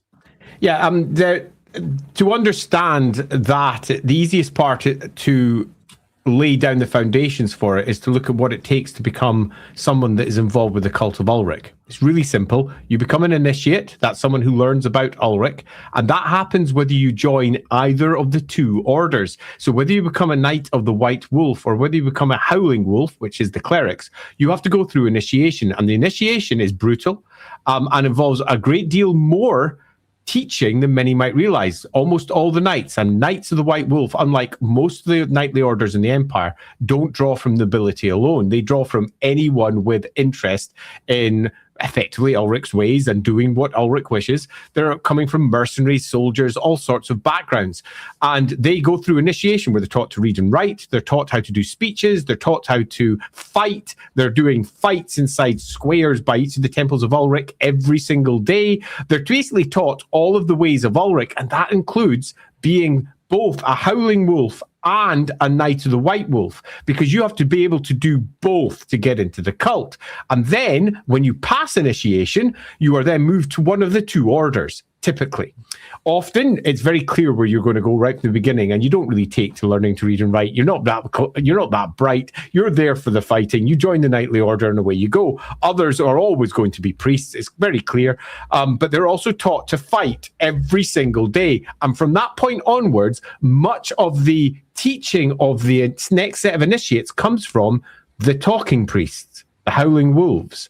It's not the Knights of the White Wolf that are teaching the next ranks and showing them how to fight. It's the priests. Their job is mostly teaching others how to fight for most of their life. A lot of their stuff, it's not the classic priest that you get with, say, most of the other cults where you go along, I need some advice, Father. Okay, let's sit down, talk it. And they're like, well, go talk to another fucking priest. I'm the priest of Ulric. Fuck off. Ulric has basically got one major lesson, and that's the biggest lesson that you can learn anything from is the one you survive. And that often means the one you totally fuck up because you've got more to learn from. So they're all about, go fuck it all up yourself. Why are you coming to me? My job, is to teach these people how to do what needs to be done, to lead religious festivals, to do the big Campaign's End festival, to do whatever is needed to basically appease Ulric. That's my job. And I sometimes go to war. Often the temple's just left empty. Hey! Because they're priests of Ulric. They are not bookish folk, although some priests of Ulric are. But they're also warriors. Every single last one of them. Cult of Sigmar, it's got entire wings dedicated to military, where the Cult of Ulric, it's all dedicated to military. All of it. So every single Ar-Ulric from the beginning right up to now has been someone who has trained to fight all of their life. And whether they became a knight or not doesn't really matter. They have learned to fight. Now, many of them were knights before they then joined the Order of the Howling Wolf later. But there's a reason that happened. And we'll get into that when we discuss how Ar-Ulrics have changed over time. Yeah. So, looking at your Ar-Ulric, we'll circle back around. Actually, you know what? No, we'll just do it now. Of that, something that you'll see a lot with him. And this is something similar to the Grand Theogonist, where with your big priestly characters, you tend to have a gimmick of that they like to hand out blessed items. So like before a battle, they'll bless like a medallion or they'll bless like a little talisman or whatever, and they'll pass it out. With the Ar-Ulric specifically, and one of the reasons where I say that I genuinely think that the Pelt of Horus probably ties back to a forgotten Ar-Ulric who's been lost to time, is that they are really, really big on taking parts of really big wolves, blessing them, and then giving them out as tokens. Where you have like the Fang of the Winter Wolf is specifically the biggest wolf that can be found in the forest surrounding Middenheim, is given to Ar-Ulric. He blesses it, he hands it out, and it turns into a pretty nasty talisman. You've got a lot of different emblems like the Amber Fang, the Ice Dagger, the Wolf's Head emblem. You have a lot of things that you will either have a wolf component, are in the shape of a wolf, or are somehow associated with the Temple of Middenheim. So it might be something that was taken to the temple and is blessed there. Like there are several magic items that like they'll take a weapon and they'll literally just like slam it into part of the temple and just leave it there for like a year. And it just charges up. And then Ar-Ulric goes, oh, okay, here's my little blessing. Go take this thing and go kick ass in Ulric's name. But you have a very strong legacy of, it's a really interesting meeting of what almost feels like more of a shamanistic role, but then more of a standard priestly role that we kind of see from like over with the Sigmarites, where you can kind of see like how the Sigmarites evolved out of the Ulrican faith. Obviously, they changed and in some ways domesticated themselves further, but there's an interesting legacy that has survived out into the modern era, where there's this really notable aspect of wolf components in order to create some of their most potent talismans, which is really interesting. From there, we can go into, this section is going to be a lot quicker than it deserves to be, which is that we're just going to talk about all the Ar-Ulrics we know. And this is going to be pretty brief. It might be worth doing a little bit on the political schism between them, because it's worth knowing that to understand the differences between each of these Ar-Ulrics as well. So before we do that, it might be worth doing the super chats, because this one will take possibly a second or two. Yeah. Federico, hey, Andy and Ryan. What about if the Ar-Ulric passes away? To whom does his soul go to? More or Ulric? And why? Okay, so super easy. When you die, the Heralds of Mor arrive. That's the crowing ravens. And they take your soul over to the portal. And you pass through the portal. Mor lies on the other side of said portal, and you are taken into the realm of Mor. But if your soul is destined to go elsewhere, those Heralds of Mor will take you elsewhere. And if, for example, you are Ar-Ulric, you will be taken to the holy hunting grounds of Ulric instead, which is Ulric's realm inside the realm of the gods, or the realm of chaos, or the aether, or whatever you want to call it. And they will take you there instead. So you don't go through the portal per se. In other versions of that particular myth, you do go through the portal and then you go over to the realm of the hunting grounds. But regardless, Mor and his lot are charged with taking you to where you should go. And in some myths, that even includes falling to the chaos gods, where the crows arrive and watch you get dragged away down to the realm of chaos. you get that brief moment of, oh, I'm not going anywhere bad because I can hear the great ravens of Mor, and then along come the Chaos Gods to drag you away. So the answer is Mor takes you to Ulric. There you go. Pormisia, I'm watching you while blaming Sigmar for overshadowing Ulric and Ulricans. At the same time, working on new Marauder Horseman minis. Such a heretic I am. Hey, it's just embracing all the different walks of life. There you go. It's good. It's good. Watchdog, what is Ar-Ulric's current status in Lawhammer? So I don't really want to do spoilers, but there is obviously an Ar-Ulric. Some things happened in Middenheim. There was an explosion. A lot of people died. We ended up with a different Ar-Ulric. Let's just leave it at that. I will say, to entice you to watch it, there is a pretty bitchin' scene where the Ar-Ulric that we're going to be mostly discussing when we get around to particular characters today, sort of accidentally reveals a big at the core of the Empire, which is pretty spicy. Pormisia, how would you redesign an Ar-Ulric? I mean, model-wise. Would you give him a big white wolf to ride on, for example? I probably wouldn't. I mean, there is there's lots of famous white wolves. One of the most famous white wolves is Skoll. And Skoll is the white wolf that was said to sit at Ulric's shoulder. Occasionally you'll find in a temple, each one of the temples of Sigmar tend to have a statue in the center of it beside the eternal flame that's burning. And the only one that truly burns eternally is up in Middenheim. A bunch of others have got magic sustaining them, but most of them are just sustained by people throwing logs on it and keeping that fire going without ever letting it go out. And there tends to be a statue, and a very common statue of Ulric includes beside him a great white wolf, sometimes two. But the great white wolf that's most commonly depicted beside him is Skoll, and Skoll comes alongside a whole ton of artifacts as well. You get like the Fang of Skoll, or the Axe of Skoll, or the Cloak of Skoll, or Skoll. Let's just have a big drink.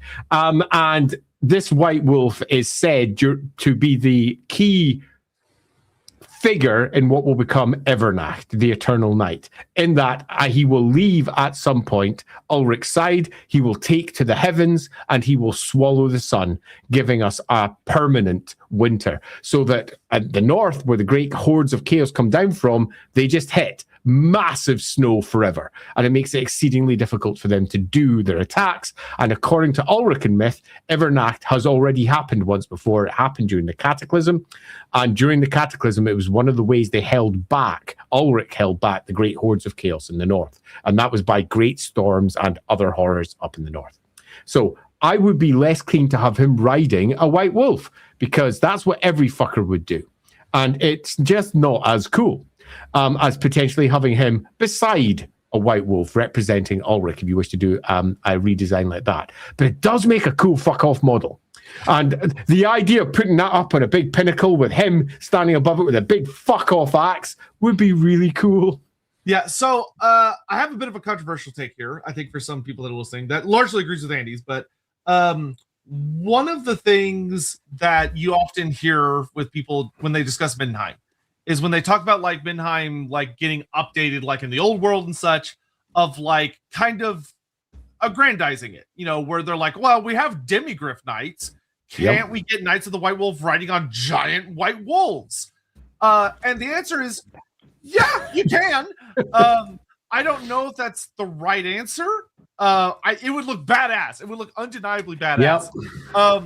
I think there's an Ulric, in my opinion, has a very interesting story that's being told in the background of him that the battle game frankly does not care about, but I'm going to go on, where the savagery epic aspects tend to be held at arm's length, where you have like the people that turn into fucking giant werewolves and stuff are kept very much at arm's reach, where whenever you're reading about stories involving big giant white wolves, they actually tend to be hunted down and killed by people in the cult, proving themselves.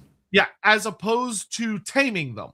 Yeah. Like there's not really anything that exists that I'm aware of in the modern cult of Ulric where you have people being like, oh yeah, that's such and such, he's cool because his best friend is a giant white wolf pet, or that guy rides one into battle. I could totally see them doing that because the minis would be gorgeous and I would love them. Yep. But I think it would be a pretty severe retcon that I wouldn't necessarily hate, but it would be very different from what Ulric is as it currently exists. I completely agree. And I say that as someone who actually did it for his own army. My demogryphs in my army were giant wolves with white wolves on them because that was fucking cool. Because it makes for a fucking cool mini. It just does. I had a unit of wolf riding Ulricans and it was so fucking cool. And I just used the demogryph rules and that worked really well. And everybody, whenever they saw them, went, fuck me, they look cool. And I'm like, they really do, don't they? And that's often what the battle game goes for. Cool. Where the role-playing game often goes for what's most likely to occur given everything that we have here. And white wolves are more likely to be sent by Ulric to test an initiate or a knight out in the field to see if they can take it down than they are to be ridden. So whilst I kind of love the idea of a gigantic white wolf when someone's sitting atop it, okay, being fucking awesome, I actually prefer focusing on what the Cult of Ulric is. And the Cult of Ulric's an individual honor, individual capability. He should be a frontline trooper in a unit, not necessarily a gigantic wolf riding individual. Yeah. And frontline troops or on a horse or something similar, totally for it. But the cool rule of cool usually wins for Warhammer. Yeah, now I will say, if they wanted to like compromise and make it where like Ar-Ulric's on foot, but there's like a great made out of the flame of Ulric elemental wolf like behind him that's like standing over his shoulder, that would be pretty sick. Yeah, there's all sorts of sick things you could do, and I think when you sit down and you do the designing, you would come up with something new.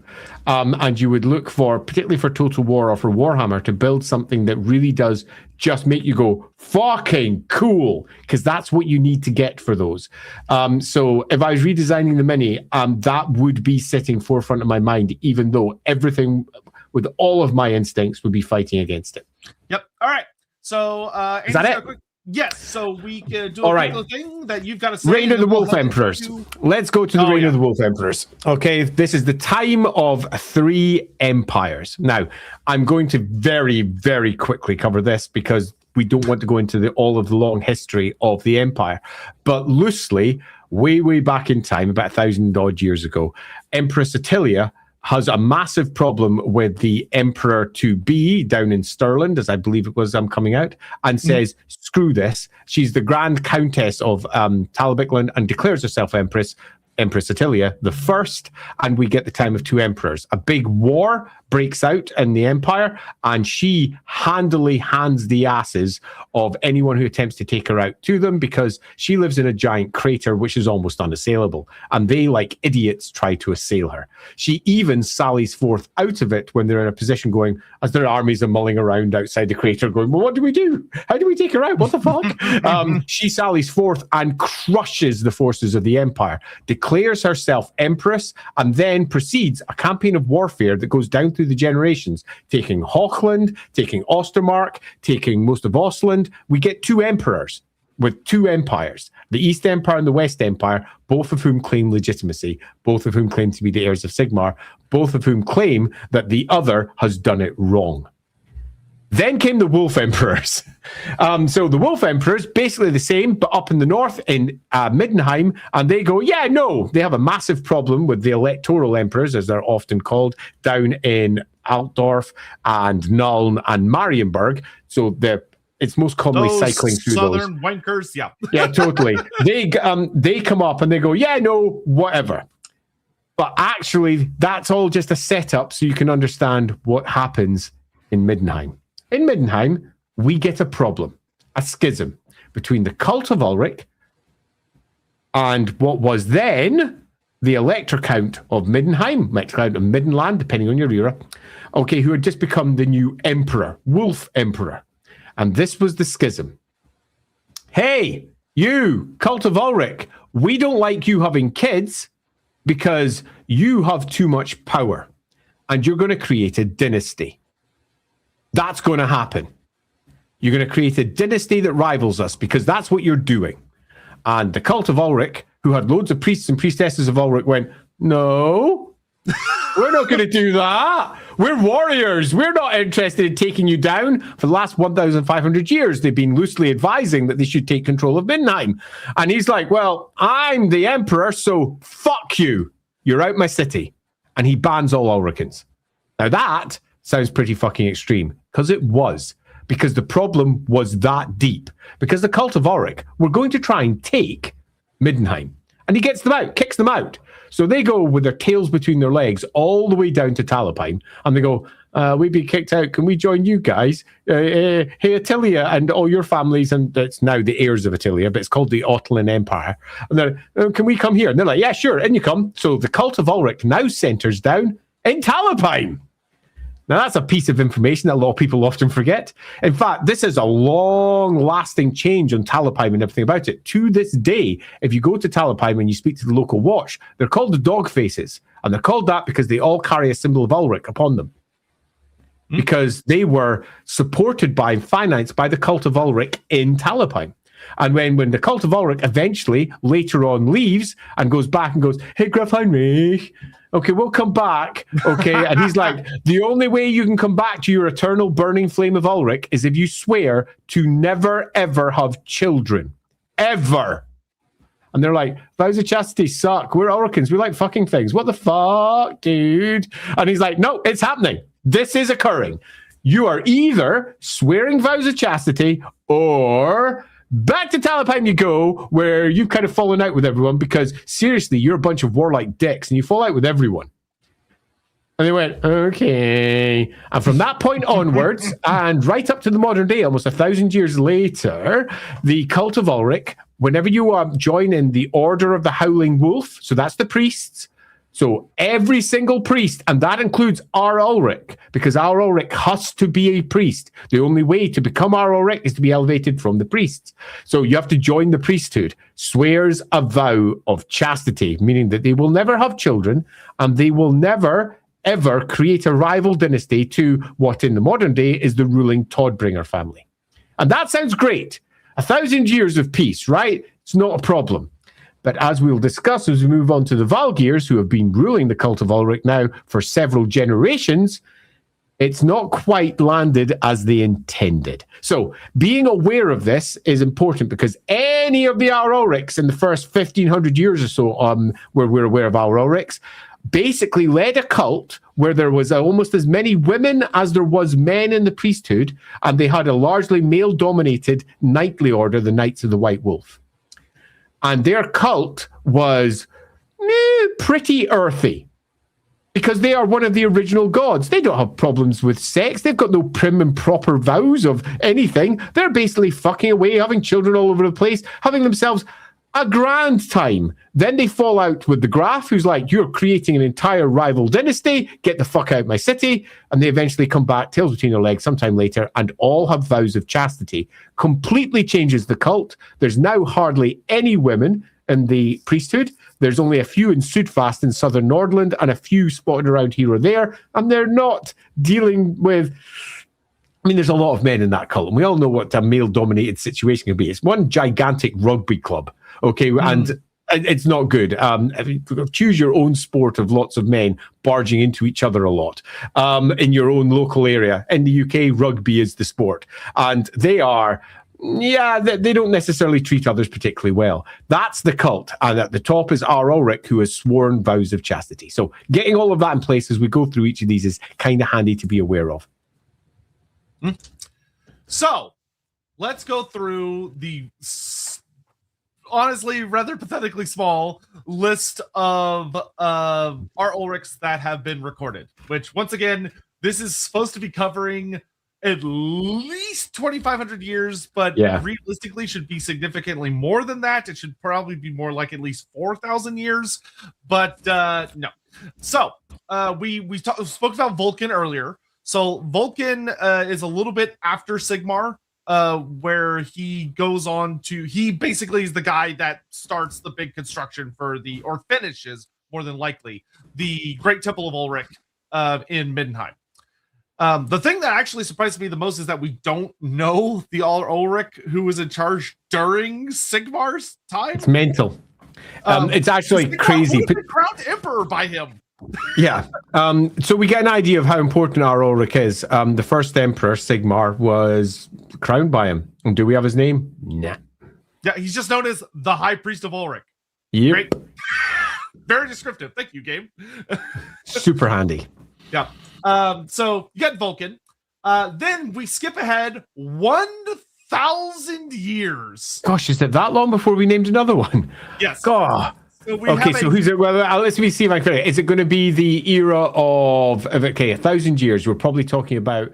It's going to be when Drakvold's destroyed because there's quite a lot of Ulric stuff there. So I'm going to guess then. Close. So you're essentially correct. So I'll take it. The next time we get in Ar-Ulric is during the Black Plague Wars. Oh, yeah. That's what I was hoping for. Yeah. So yeah, you're essentially right. Yeah. So the Skaven unleashed the Black Plague in the Empire at the behest of Clan Pestilence. Can't remember his name though. Maybe you will as I'm telling the story. So it's annoying. A little bit after 1111, which 1111 is when a lot of shit hits the fan and the Black Plague Wars begin, or the Skaven start doing stuff, I should say. You have a build-up all around the Empire, and the Skaven are unleashed in a bunch of waves that very successfully dominate most of the Empire. But in Middenheim, they fail, where they are stopped by good old Mandred Skaven Slayer, who is not Rat Slayer. Skaven don't exist. yeah, exactly. Sorry, Mandred Rat Slayer.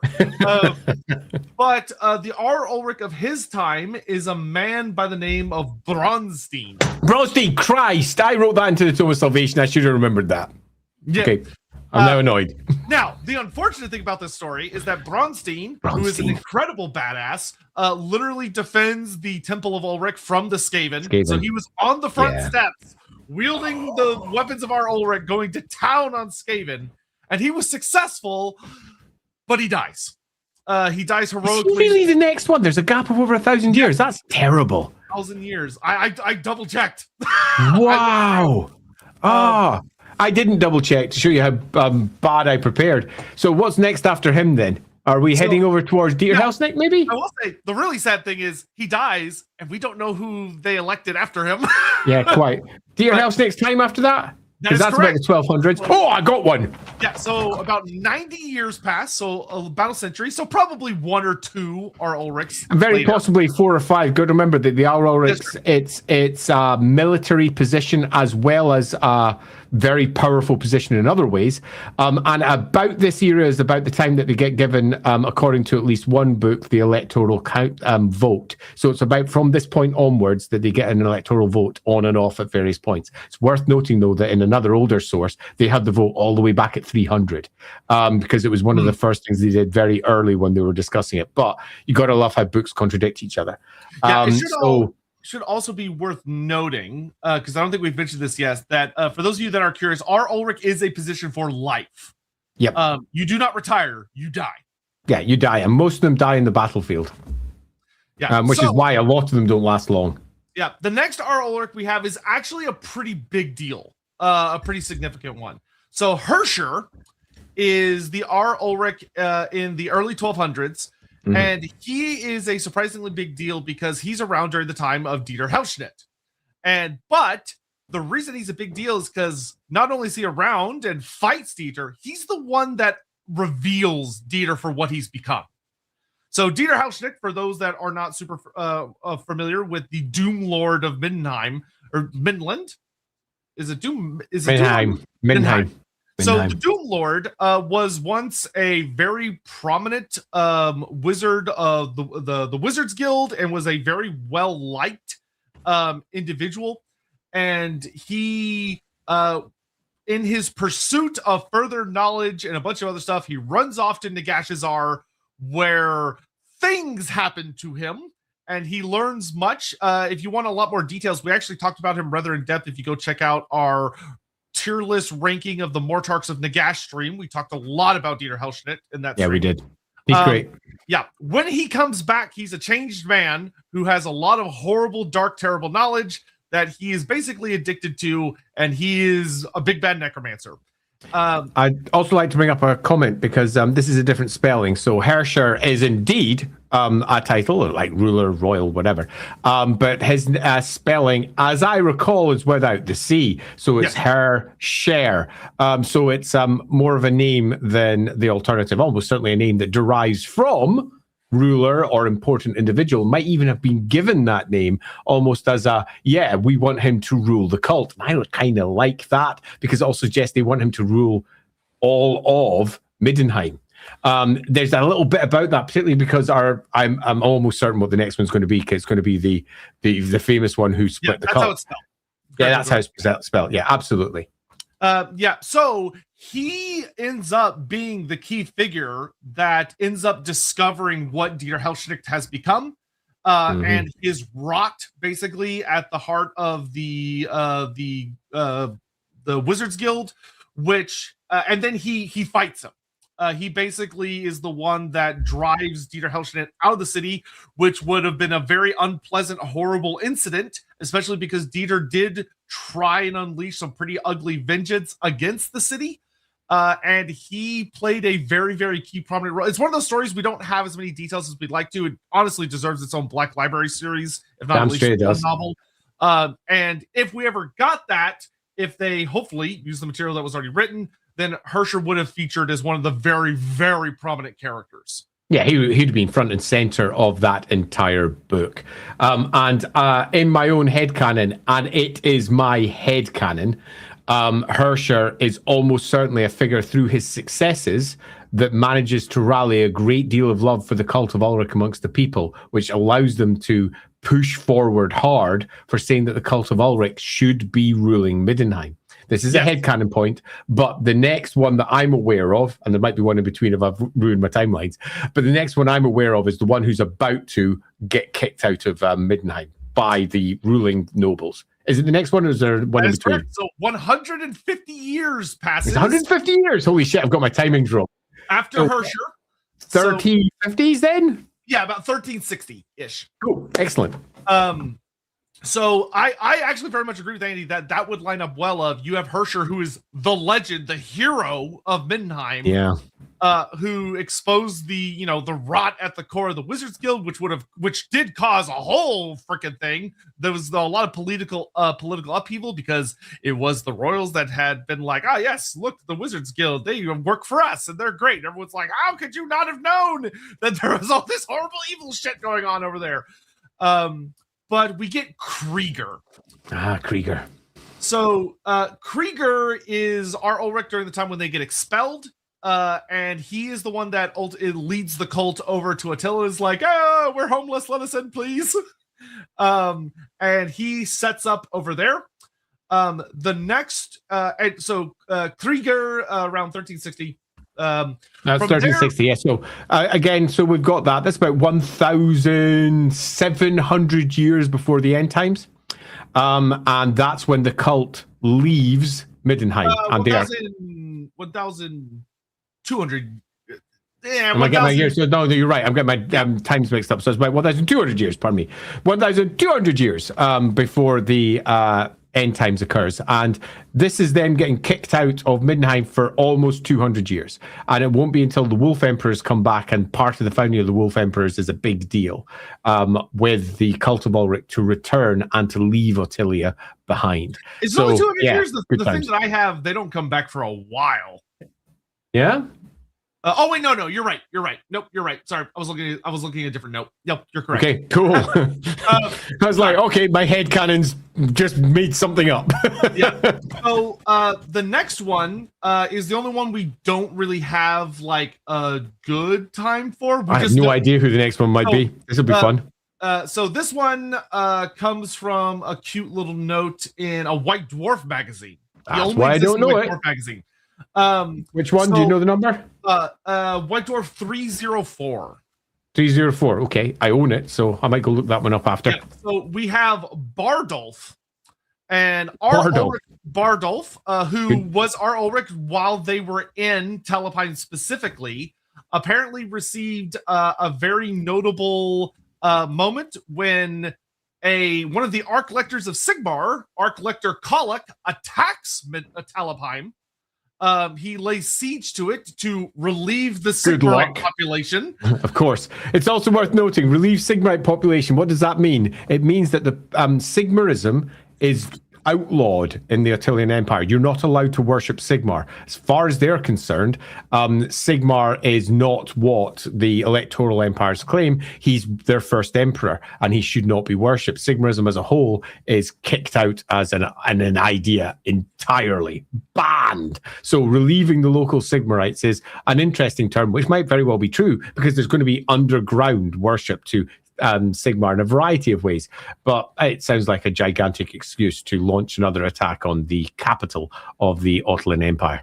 Yeah, and unsurprisingly, laying siege to Talapine, A, stupid. B, he ends up being defeated by Ar-Ulric Bardolph, who leads the attack out of the crater and beats him back.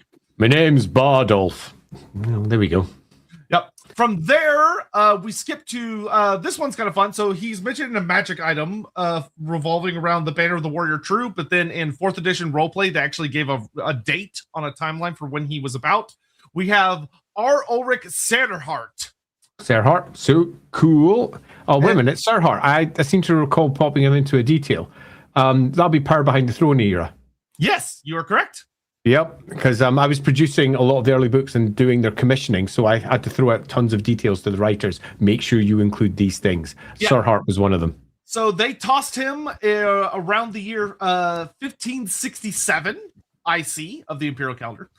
And basically, he's super famous from a story from the Storm of Chaos supplement, where there's a magic item, the Banner of the Warrior True, where he blessed a banner that has stayed with him, because he was basically a big old badass. And he was at a big fight called the Battle of Kleindorf, where he very notably killed 30 orcs by himself. Well, fucking impressive. Which, like, if you're sitting there and you're thinking, like, just Total War stuff, like, that may not sound like a lot. That is a fuck ton of orcs to kill by yourself. Because orcs are dead hard. They are when you play proper respect to them, especially when you're dealing with the older editions like 6th edition, which is when Storm of Chaos came out and the world was a bit more grimdark, like it is in the roleplay game, a single orc is terrifying. They're basically big, horrible gorillas that wield weapons and have tusks. Like, they're awful. And to kill 30 of them by yourself over the course of a battle is a genuinely amazing display of strength and warrior stats, which we'll get into talking about, like, what an actual Ar-Ulric is capable of when we get to Valgear, because they're kind of fucking terrifying, but we'll get to that in a little bit. From there, we're gonna skip ahead 400 years into the late 1900s. It's one I made up. Yes it is. You want to talk about it? Yeah, so he's actually named after one of the old staff at Black Library. And it's Franson, if I'm right. Is it Franson? Yes. Ar-Ulric Franson. Okay, yeah, I figured as much, because if you went for the date. So I did them in, and you'll find, because I've got the Tome of Salvation right in front of me, because I wrote it, and I've got the bits and pieces, but it's all about the Order of the Winter Throne, and Ar-Ulric Franson was only added in because I wanted to do a quick reference to him, because I was speaking to him literally every other day online, because he was one of the moderators as well over in the Black Industry forums. And Ragnar, was his name Ragnar Franson? I think it was. And there was absolutely no way I wasn't going to reference him as an Ulrican, because he had the best frickin' name in the world. So he became an Ar-Ulric. So that would be why the Order of the Winter Throne call themselves Ragnarites, then. Yes, it is. It's exactly why they do it. And I gave him a quick nod after it was published. And I went, hey, look, that came up. And he's like, holy shit, that's the 4th time I've been referenced in Warhammer. So just for those that haven't checked out the Tome of Salvation, what's the quick breakdown of what he did that made this significant? What was I can't remember. You think I remember? I only wrote it. Okay. So what he's infamous for? I remember. Infamous, famous, depending on how you look at it. So Ulric Franson, who is oh no, I do remember. Oh, sorry. Okay, no, I'll let you go. I'll let you go, because you probably got a more accurate version than what I'm remembering in my head. Well, so essentially, there is an order which was a lesser order within the Cult of Ulric, that was founded a really, really long time ago, even by those standards, like hundreds of years earlier. And Hans Ragnarsson.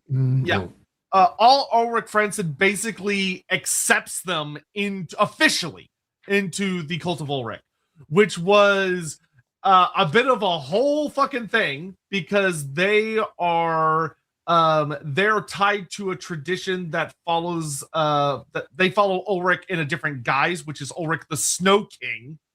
Yeah. And they are very, very obsessed with. So remember when Andy was talking earlier about the whole people burning silos and all that, preparing for Evernock? That's these guys. And he basically said, "Hey, they're cool and officially recognized." And a lot of people went, "You fucking what?" And it caused a bit of a thing. Yeah, they got kicked out. So, he was someone who accepted them and accepted one of the minor orders in. And when we say minor orders, most of the minor orders of Ulric are not really minor orders. They don't exist. They're basically 2 orders and a whole bunch of random religious loons out there. And he accepted a bunch of religious loons in. Yep. And so he is not remembered super fondly for that. Indeed. And those religious loons are cited up in Norska in the Throat of the Wolf. Which is, again, an important detail because it's all too easy to go, Norska, chaos. No, they're complicated people. And it was important to include those little details, particularly when you're dealing with a cult like Ulric, which has got a lot of influence in the south of Norska. Yeah, especially, I mean, if you go look at the Norska map that's on the oldworld.com or whatever it is right now, you can actually go look at Norska and you'll see that there's all the references to like the various wolf tribes, where you have like the Ulfs tribe, just like you have the Urs tribe, which are the bear peoples. So there's a lot of wolf cults, especially in that like southern mountainous ballpark of Norska where shit gets like really cold. Yeah, as I remember, the leader of this particular faction, as I recall, he's like a big bear of Norskan. Mm-hmm. And he hasn't spoken for 30 years and he only eats snow. Yeah, Ulrichsen Hargald. Is that his name? Thanks. So good times. From there, we skip ahead to essentially the almost modern era. So we come to an Ar-Ulric who, if Games Workshop does their research, which they probably won't, to be fair, there is an Ar-Ulric who should show up in the old world. So if the old world gives us like a Middenheim sub-faction and gives us a playable Ar-Ulric, we know what his name should be, which is Ar-Ulric Kristoff. Ah, Kristoff. One I know. Yeah, and Ar-Ulric Kristoff is actually a pretty cool character. He's got some fun characterization of that. He is noted as one of the great rivals of Magnus the Pious. Later friends, but starts off as rivals. Yeah, he's the Ar-Ulric who watches Magnus the Pious walk through the Holy Flame. And again, that's the eternally burning flame of Ulric that's in Middenheim. And you don't survive if you go through there.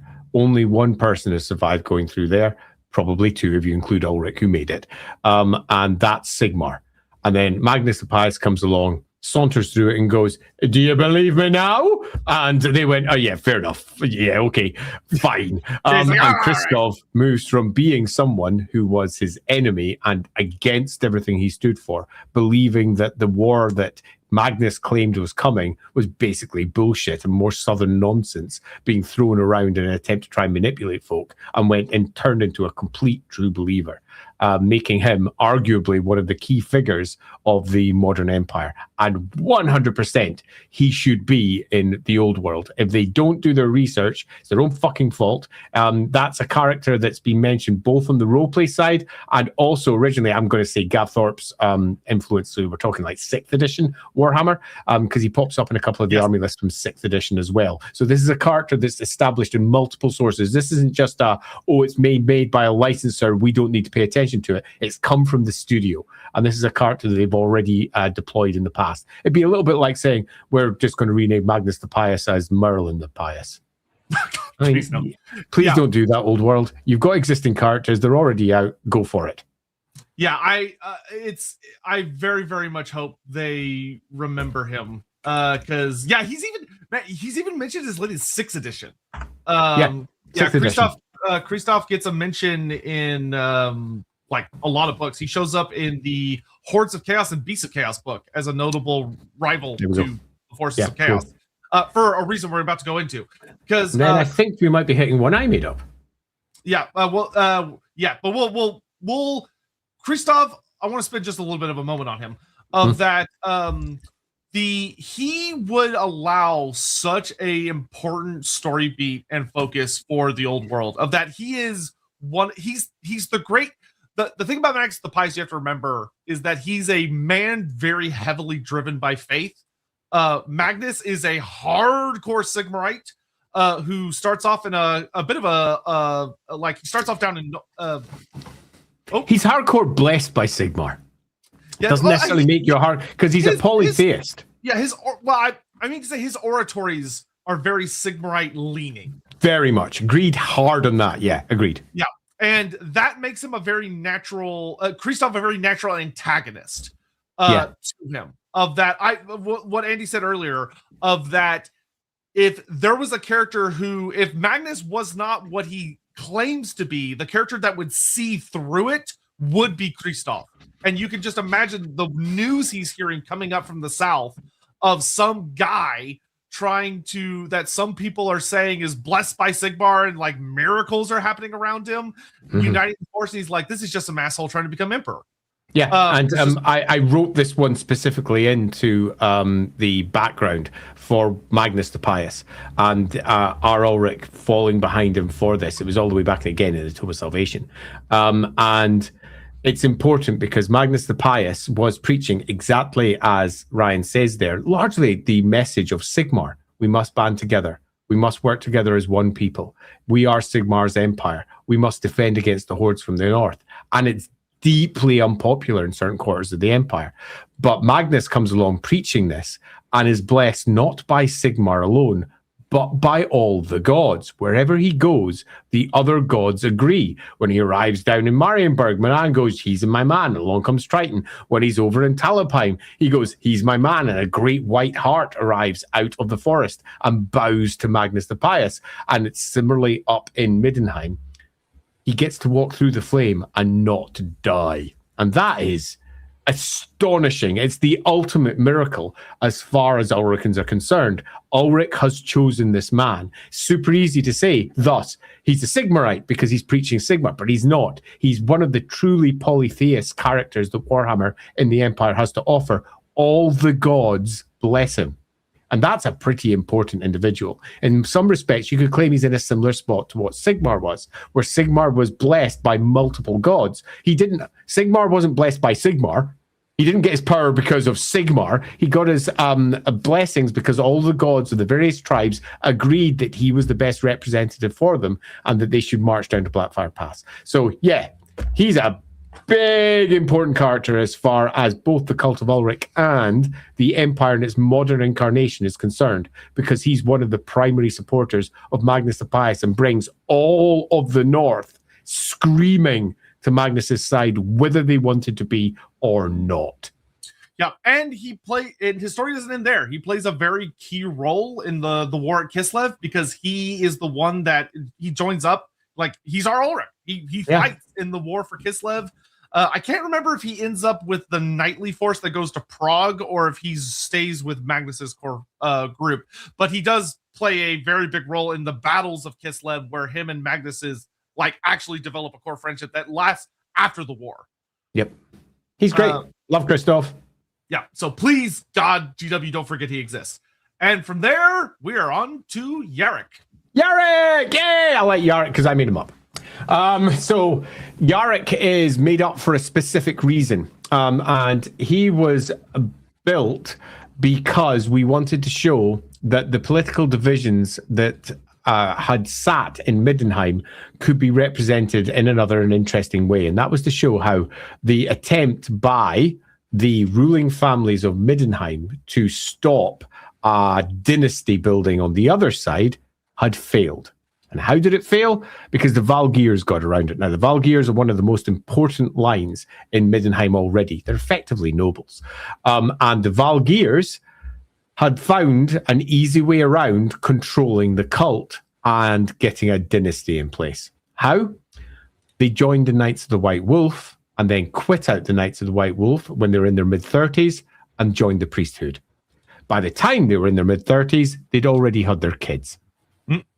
So Yarick is one of several, and he was intended to be about the 4th or 5th Valgear that had been at the top of the cult. And the cult has done well underneath the Valgears. Very, very well. They had sunk back, and the Valgears had pulled them up, giving them a central line of leadership, where Yarick Valgear and his predecessors had led the cult in a far more Ulrican route, with Ulric in their hearts. And Yarick was the standing representative of someone who had multiple kids himself, was one of a great family, all of whom were in the White Wolves or were priests.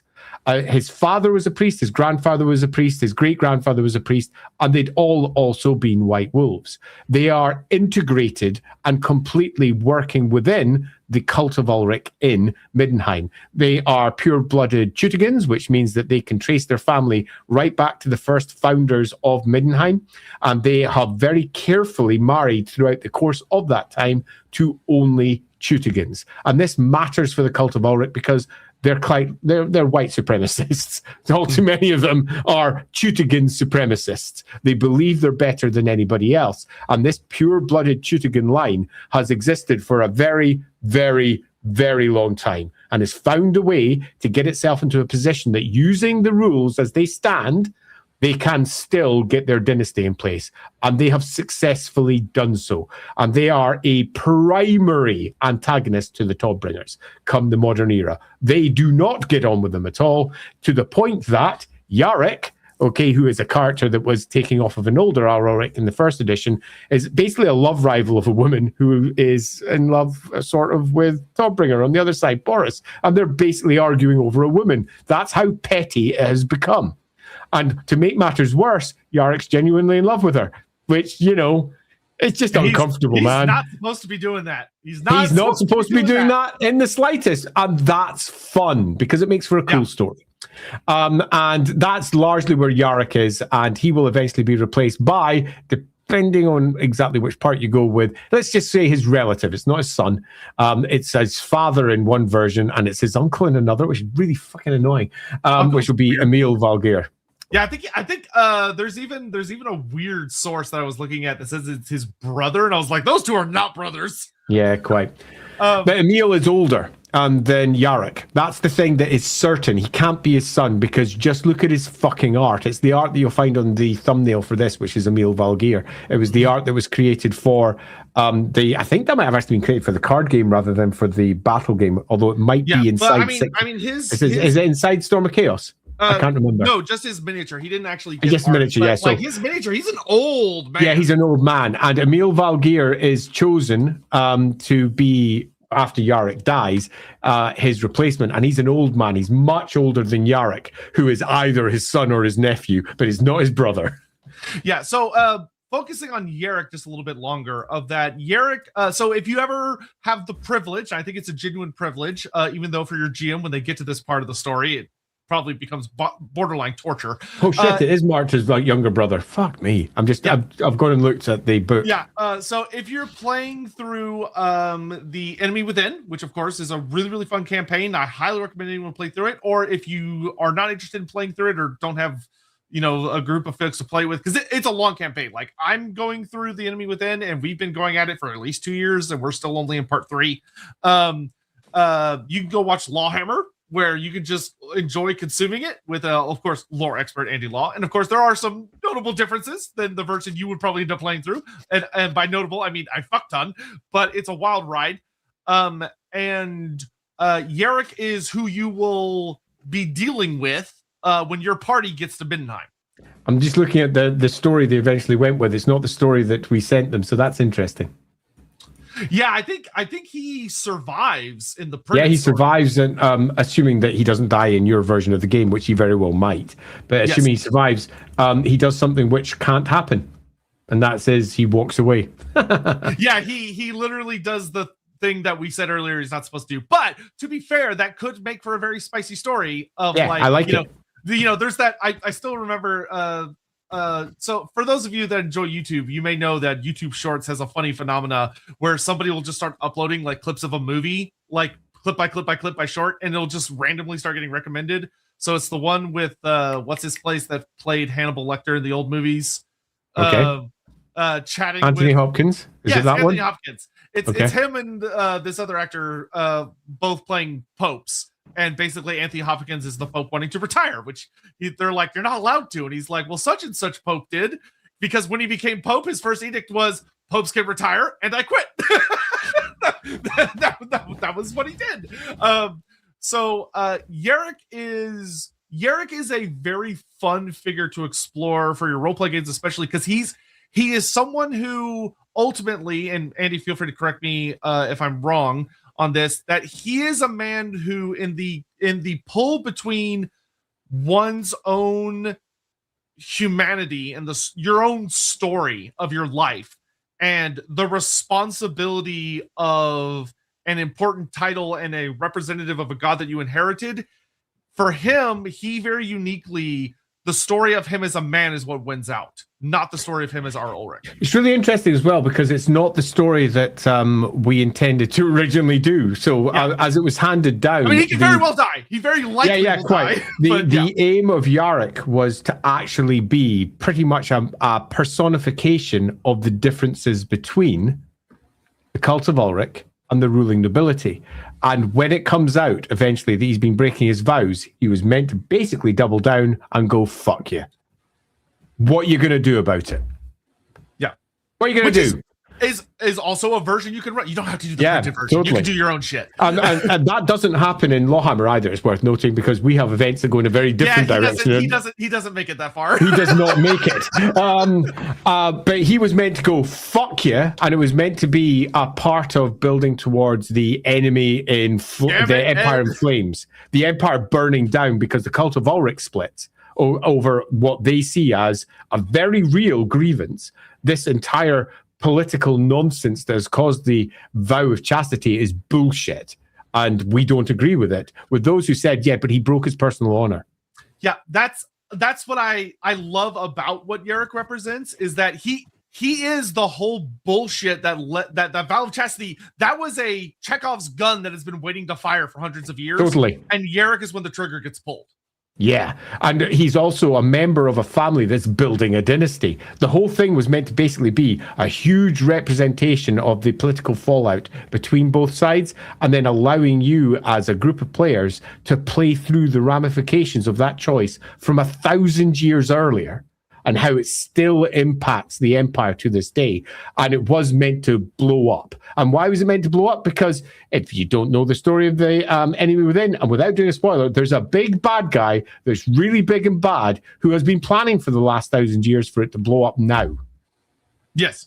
And the whole thing is based around that. And basically saying he walks away, in some respects says, yeah, we don't want to tackle with the problem. We don't want the war to resolve. We don't want any problems. Only reason he should be able to walk away is if your party is just really fucking good at navigating really weird. I'm persuading him and saying, look, the Empire will fracture if you don't do this. Okay, but the Ulricans are super proud. And to become Ar-Ulric, you have to be one of the most stubborn motherfuckers that the world has to offer. Because you have to basically be better than all of the other candidates and be selected by all of the high priests as the perfect representation of Ulric. And often that involves fighting. You have to beat them down. You have to be bigger and meaner and nastier than all of them. And he won that position.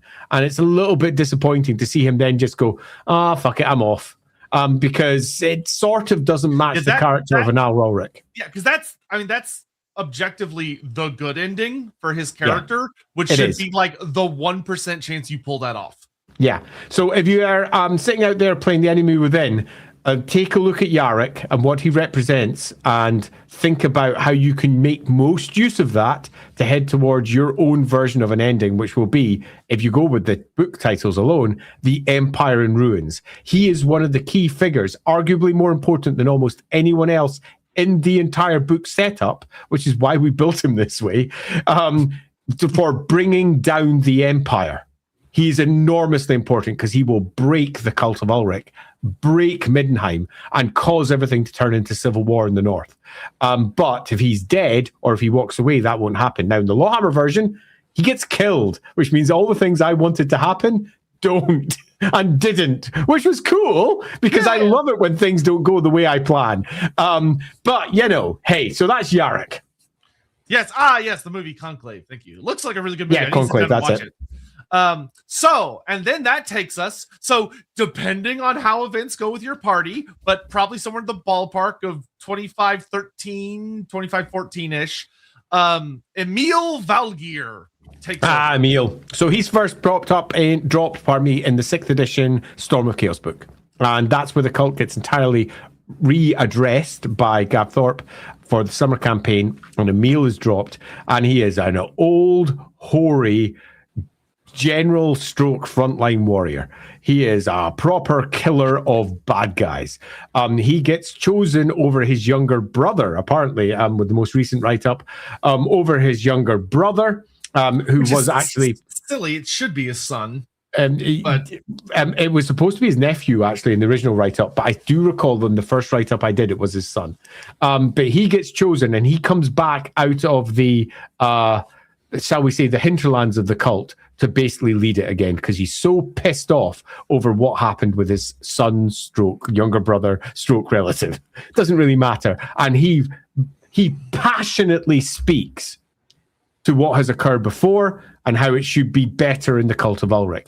And Emil Valgear is an almost perfect representation of an Ulrican. He is winter, howling, ferociousness made manifest in form. And he's also the example of the cult of Ulric that we get for both the Storm of Chaos and the End Times. Yeah, sorry, you're right. It's Two Popes. That's the movie I was thinking of. Two Popes is the name of the movie. Okay, cool. I've watched neither, so I mean to, but I've still not watched either. So Emil is a pretty spicy fellow on the battlefield. For his personal story, when he was initially introduced, they don't give you a ton of details on him. He gets there's a cool little a very cute little several paragraph short story of him chatting with Boris, where by the time the story takes place, which is 25-22, him and Boris are friends. They do not start off on the best of terms, but they come to be on very, very good terms because Emil Valgear helps Boris get out of the funk he was in. One of the things that's actually talked about in the Storm of Chaos book, which I didn't realize until I was actually rereading it last night to prepare for today, is that Emil is very heavily credited as the figure that pulls Boris out of the crippling grief from the death of his second wife. That he's the one that gets Boris to, because for those that don't know, especially if you play The Enemy Within, Boris goes through a funk for a good decade plus after his wife dies. I won't say why, but when you find out why, you'll go, oh yeah, I would probably be really upset if I was Boris too. But he has a really bad time, and Emil is the one that helps him get back into shape and onto the battlefield and resurrect sort of that warrior spirit that was buried underneath all that grief. And he's an interesting character when he was initially introduced on the tabletop, because at first he doesn't, if you just look at his stats, he doesn't look that scary. He's old. He's pretty good. Yeah, he's very old. For his age, he's really good. And for an Empire character, he's got a really solid stat line. And then you see his fucking items. Yeah. And dear God, Ar-Ulric is terrifying. Yeah. So we'll start with that, and then we'll kind of get into all of the lore that was added to him with the roleplay game and then the End Times, because they added a bunch of extra fluff. Yep. So Amir, this motherfucker has two notable magic items. The first, and these are likely items that have been passed down to all of the Ar-Ulrics, so you can kind of imagine that the vast majority of them, if not all of them, have worn this armor for thousands of years and wielded this weapon. So he's got the wolf plate armor, and the wolf plate armor starts off humble but powerful. It's basically Gromrel, or it's full plate. It's very nice armor. It gives a ward save, a hefty one, and magic resistance. Very nice. And then you read the secondary effect, which is that the wolf plate armor makes Emil's and any unit he joins. Any unit. So, like a whole group of knights, a whole legion of soldiers, like imagine hundreds of people gathering around him, are completely immune to all forms of fire, including all magical fire. Yeah, I found that rule very interesting because you feel like it should probably have been ice. But the reason that it wasn't ice is because there was no ice damage inside Warhammer at that point. All there was fire damage because of, obviously, the wind of fire, actually. Bright magic, that's fire, isn't it? And there's a whole bunch of spells that also relied upon fire as a core component.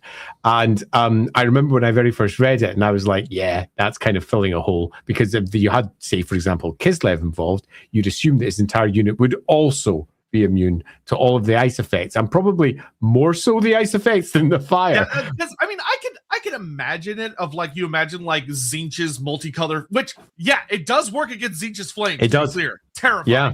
But which is, like, I think, correct because they're anti-chaos as a group. Yeah, just and that to me kind of feels like what it was intending to lean toward. Oh, yeah. But like you could just imagine like fire coming down at them, and the way I kind of visualize it is as it gets close to Ar-Ulric, it turns blue and just washes over them. Crackles off. Yeah.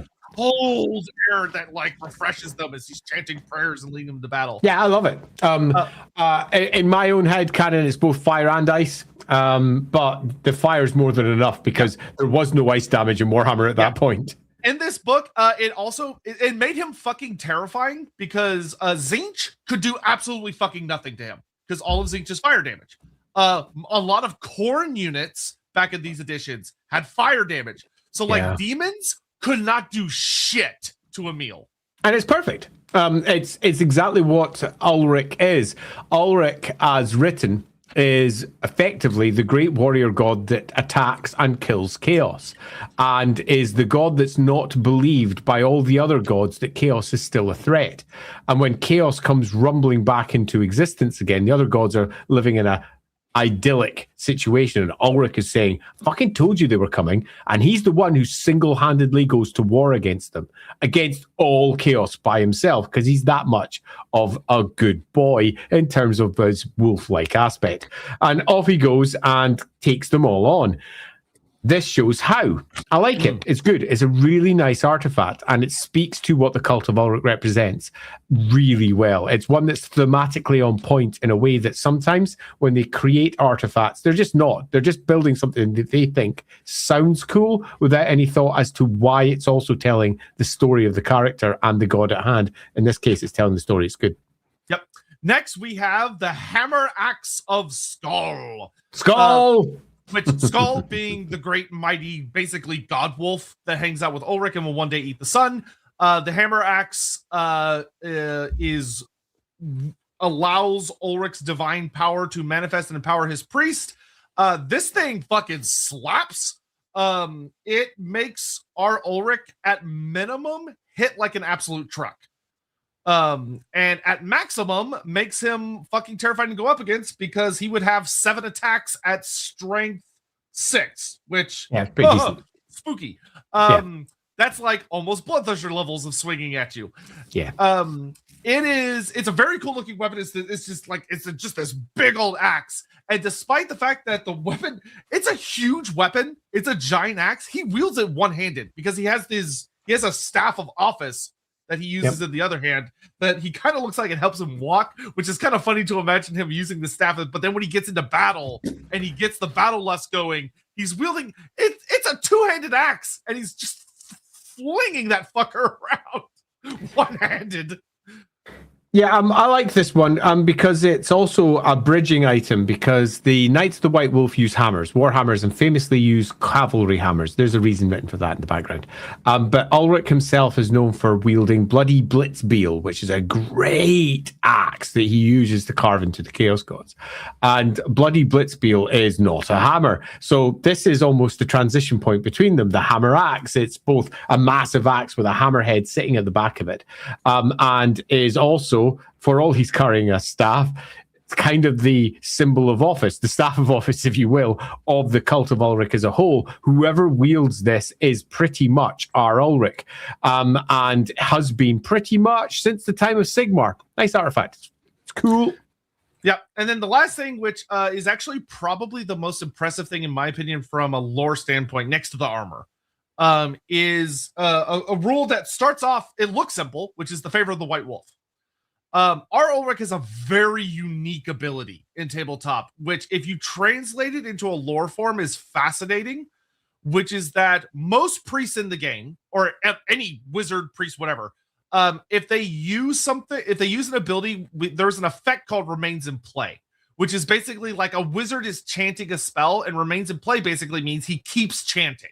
And as long as he's alive and he doesn't try to cast another spell, he can keep that spell going. Priests, there are many priests that had the same rule, where they could chant a prayer or a miracle, and as long as they kept chanting and didn't stop themselves or someone didn't dispel it, they could keep going.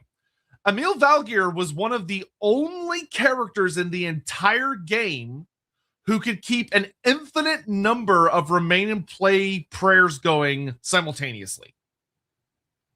Yeah. That is a bonkers power for a priest. Yeah, he's marked in his description as being effectively the most blessed of Ulric. And in some respects, this is the whole point of Ar-Ulric. He is. And becoming Ar-Ulric gives you access to greater, deeper powers of what Ulric has to offer. And it's quite a bonkers rule in the tabletop. It's fun.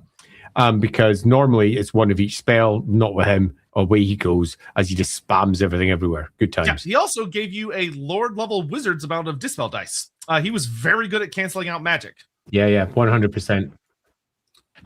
Which is great and actually super unusual for the Ulrican priest. He's the only Ulrican priest that can let you get up to that level of dispel dice.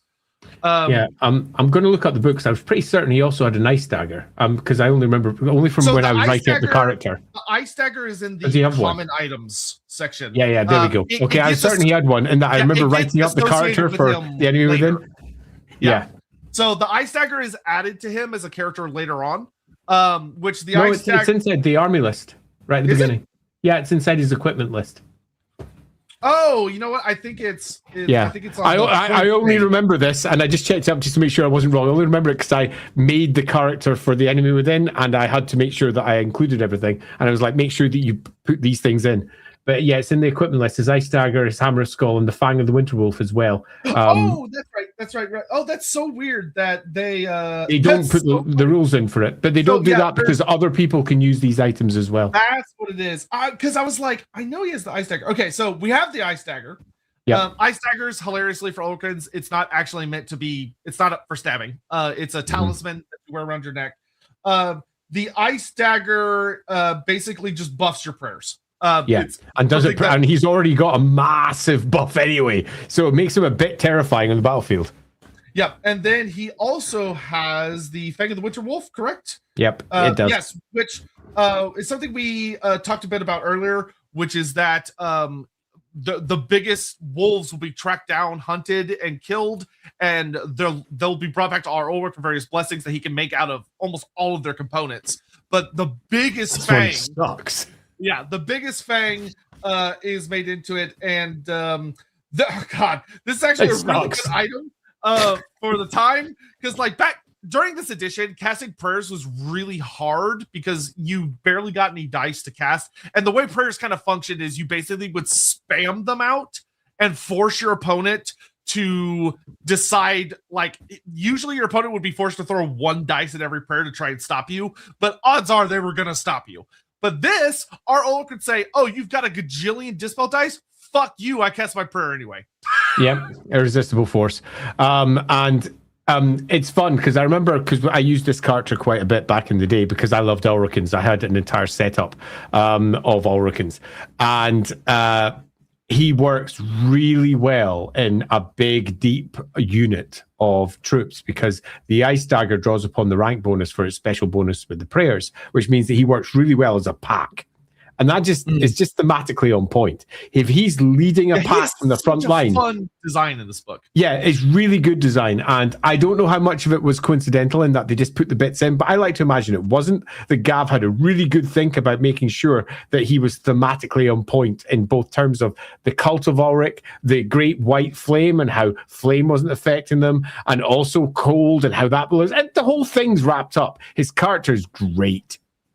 Yeah, and he buffs the absolute fuck out of his units. Like he's doing stuff where he's making people charge farther. He's summoning Winter's Chill around him, so enemies get sluggish and they're covered in frost, and their armor is like getting all icy and they can't move as well. And Emil Valgear. So this is his introduction, like his tabletop rules and everything. You may go, "Oh, that's super cool," but then we got the follow-up book, Darkness Rising. That's where it all happens. And before we do that, though, can we get through any super chats we're setting? Just to make sure we've got those. Yeah. And if you've got a super chat you want to drop, now's the time to do it, because we've got quite a bit to go through with the good old book. Agar 87. I want Reichland Demigryphs, White Wolf Knights riding White Wolves, and Tallite Knights in leather riding giant stags. I'm not so sure I like the last one, because it starts transgressing into Wood Elf territory, because Wood Elves already have that. And you tend to try and avoid using stuff that other armies have that are thematically theirs. So if I had Tallite Knights, I'd probably want to go down a different route. But the stag is so incorporated into what Tal is, it would be really hard not to do that. Agar, I kind of agree. But I've always really liked the when you play Wolfram 2nd Edition, you come across the Knights of Tal. They're very unique because they're knights that they don't wear a lot of metal, if any, and they're usually depicted on foot with bows, which are like, long that's weird for a knight. Similar. But they're fucking scary. Which I would love to see them as infantry scouts that are just really fucking mean as hybrid infantry range troops. Yeah, I think that could be a fun angle. This would be somewhere, if I was designing it, that I'd have a bit of heartbreak ahead of me, almost certainly, because you kind of want to do the reflection of what the god is as cool fucking minis. But I think, I agree that you want to pull down the hunter route rather than necessarily that I ride what is ultimately not even a carnivore in terms of warlike. It's not the most warlike of creatures. I'd want to do something else. Yeah, like you could do like a different creature, but then you're getting away from Tal. Because for him it should be the stag, but like in some respects they should be summoning the beasts, and that'd be cool. You might want to have something like a hierarch model and some sort of gigantic forest entity that you really wouldn't expect. That'd be kind of cool, but I think I probably wouldn't do that one. Battleflood, there were actually 4 emperors, the Fishman and the Reich. Nah, that was just the Reichland emperor. Fishman and the Reich. You sure it'd be the Reich and not the sea? Because if they're coming from the sea, then wouldn't be in the Reich, because that's freshwater rather than salt. Yeah, those would be rivermen or lakemen. Totally different species. Super Orlog. Ooh, it's the White Wolf. Get out.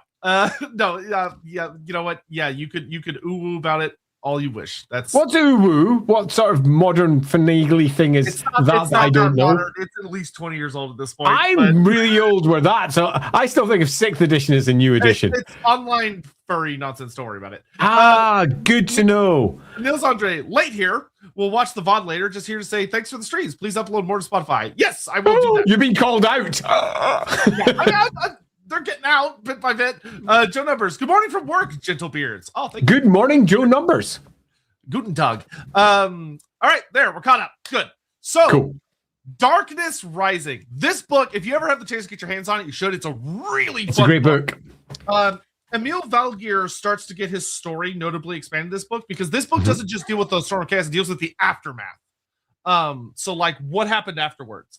And Emil Valgear goes from being like, just like, oh, look, it's Ar-Ulric, to being fucking awesome. And central to the entire fucking story, too.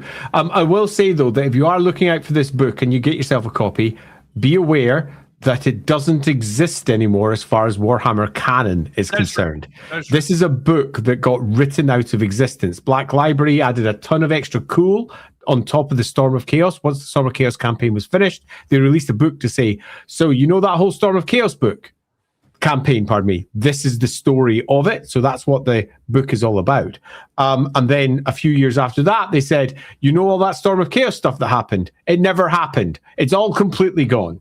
So be aware that everything you read in here is about as uncanon as you can get, while simultaneously every single fact that it contains got uplifted by later writers, added back into the setting in one way or another, and it gets super confusing. Yeah, basically everything that Emil does in this book either gets ported into his roleplay stuff leading up to the end times, or it gets ported into his end time storyline. Yep, in both cases. So this is one of those, it's almost like a what if for Warhammer. And what if this happened, the Storm of Chaos, and it gives you a bunch of answers. And then the people who watched the what if episode went, I like that so much, I'm going to take all the bits I like and just port it straight into the official setting.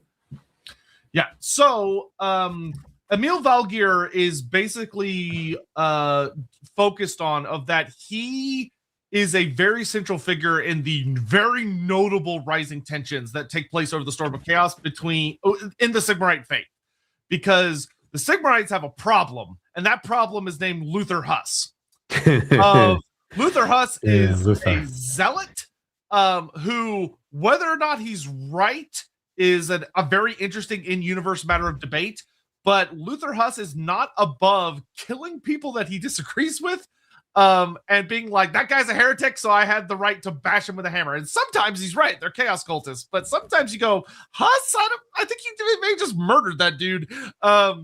But Valgear plays an interesting role of the Ulricans looking in on what is going down with everything with Vultan, and how Huss is very much kind of manipulating this situation of like, oh, Vultan is Sigmar reborn, and Huss and his fanaticism basically almost causes a civil war-esque schism that the likes of Valgear, the Emperor, Karl Franz, and such are trying to wrestle with.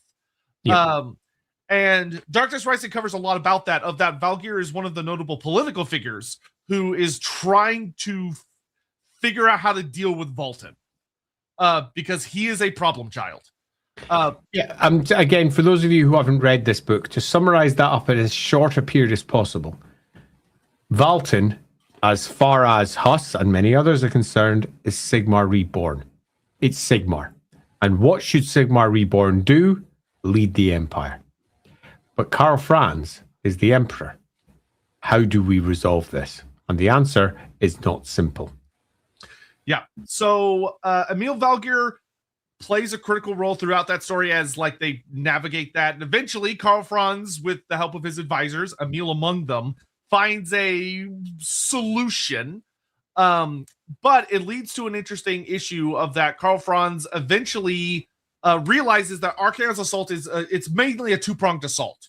Archaon himself is leading his horde down from the north, but his greatest lieutenant, Crom the Conqueror, is leading in a horde from the east.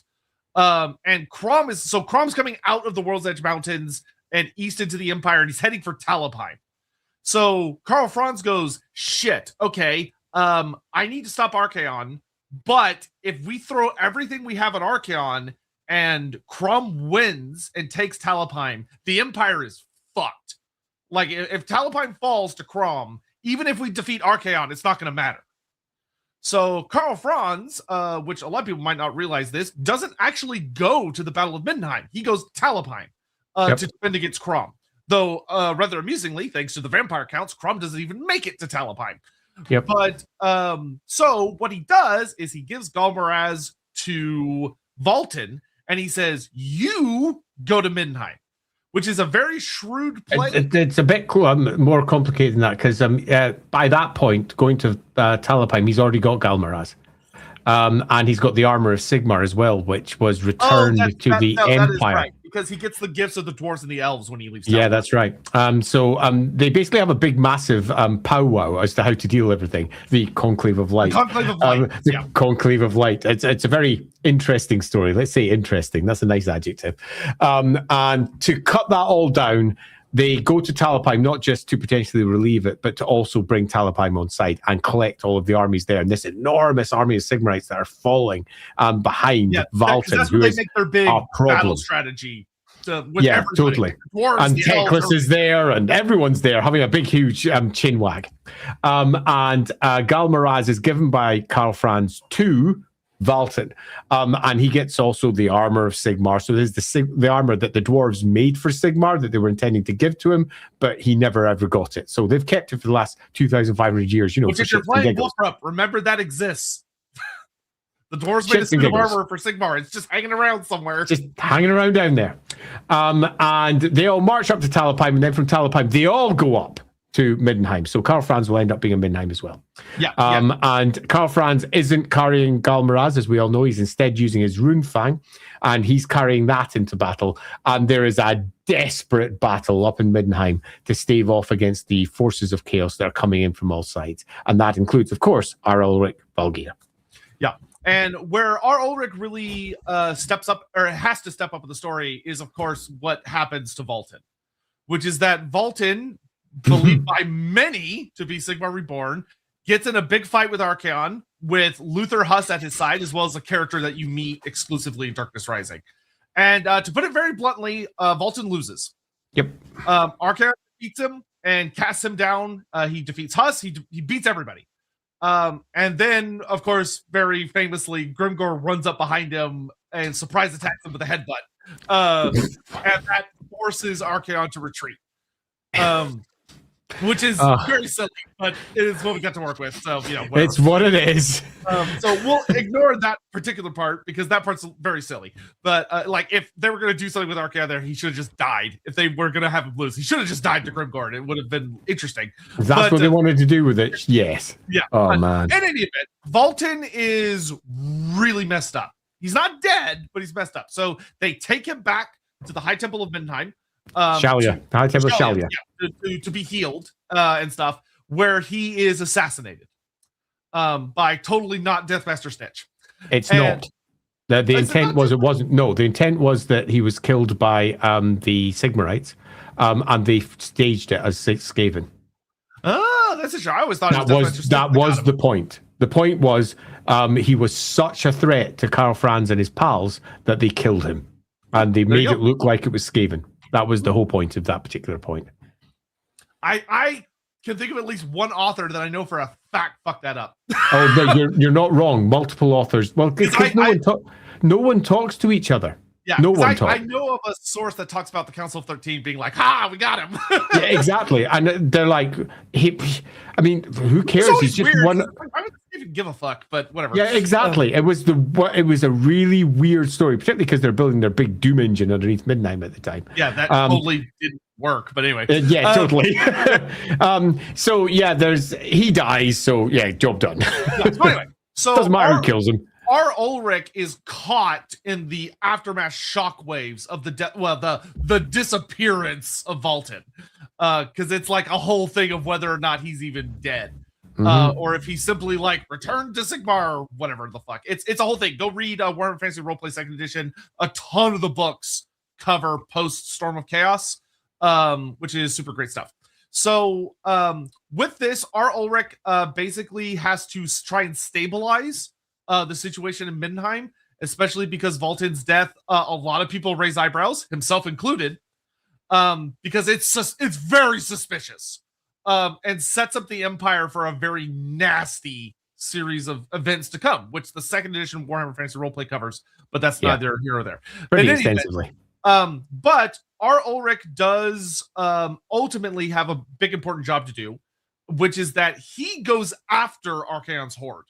Because Archaon teleports basically to safety, but his army starts retreating, and at the settlement of Sok, the legions of the Everchosen start basically coalescing almost and regathering, and this cannot be allowed to happen. And Ar-Ulric is the motherfucker who goes after the person that tries to take the reins, which is Hargoth the Slaughterer. And Hargoth is actually a beloved character that unfortunately didn't get brought back in the end times for those who liked him. But Hargoth, so Archaon, as the Everchosen, had 4 big bad lieutenants for each of the one for each of the Dark Gods. So you have like Steerkar, the Swordsveneer, was his replacement Slanesh one because he had another one, but that guy got killed by Steerkar. You had a Zinch guy, a Nurgle guy, and then you had the Khorne guy. And the Khorne guy was Hargoth. And he was a beast. Hargoth was nasty. And Hargoth attempts to seize control of Archaon's legions to basically continue the fight. And Ar-Ulric shows up to fight him. And it's a big old battle at the ruins of Sok, where Ar-Ulric leads the Knights of the White Wolf, along with the Tututen Guard, into the ruins, where he actually ends up dueling Hargoth, and he kills him with a single blow. He brings down the Hammer Axe of Skull so hard. Remember, this is a absolute pinnacle Chaos Lord of Khorne. And our Emil hits him so fucking hard, the Lord literally says that Hargoth's head caves into his chest, and he dies instantly. Yeah, it's pretty freaking cool, particularly because Hargoth had already been built up in earlier sections of the books and the lore in general. Yeah, he got a number of short stories. Where Hargoth, cut a long story short, was so powerful that none thought he could ever be defeated. And he eventually went toe-to-toe with Archaon, intending to become the Everchosen. He was intending, and it became a duel between the two of them. Not just a duel to the death, it was a duel to be Everchosen. And Archaon just beats him. And then he's so impressed with him that he's like, yeah, you're coming with me, mate, because I will be Everchosen, and I'm binding all chaos together under my banner. That's all of us. And that includes you. And Hargoth, being Hargoth, was like, well, more blood to spill. Let's go, mate. And off he went. And Hargoth had been broadly portrayed as a kick-ass mother. And he was just properly caved in. This is an example of where the writing for the Storm of Chaos was actually pretty freaking good.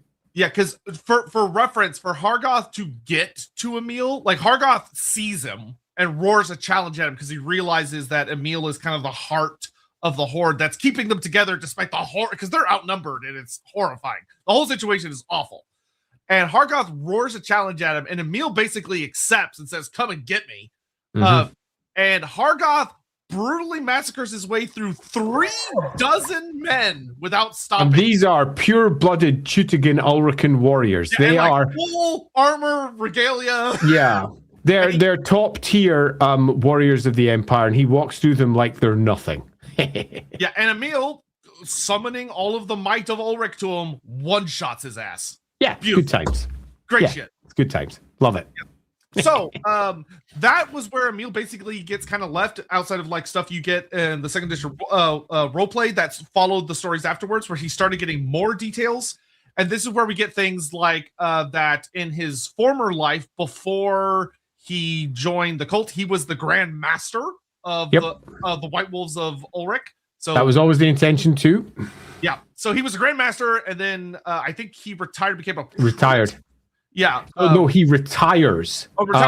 That's the point. He was meant to come back because of what happened with the Valgears, and with what happened with Boris. So he's everyone's favorite trope of I said I'd never come out of retirement. Exactly. But they need me for one more job. Yeah, the intent for him was to be a figure of, well, reconciliation.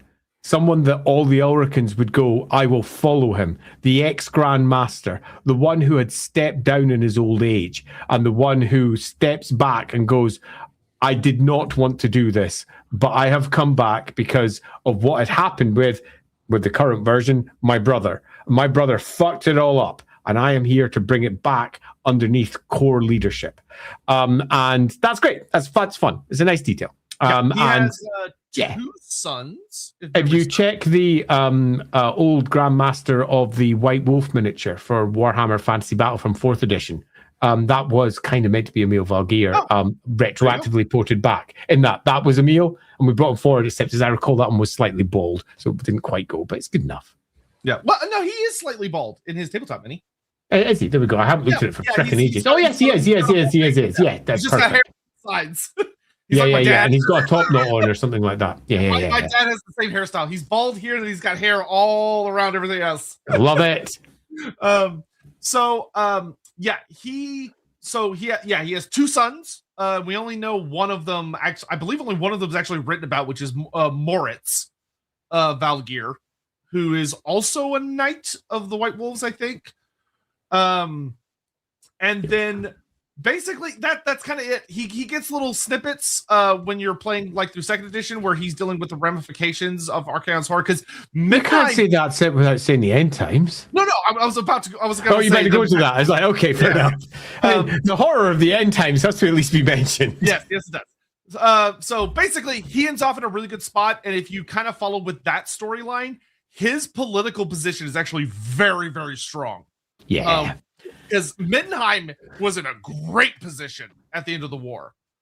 Though there is a very funny thing that sadly doesn't get examined of. He does have to deal with his rival, the newly resurrected, totally not dead, totally not controlled by Be'lakor, Grand Theogenes Volkmar, who has returned. Volkmar.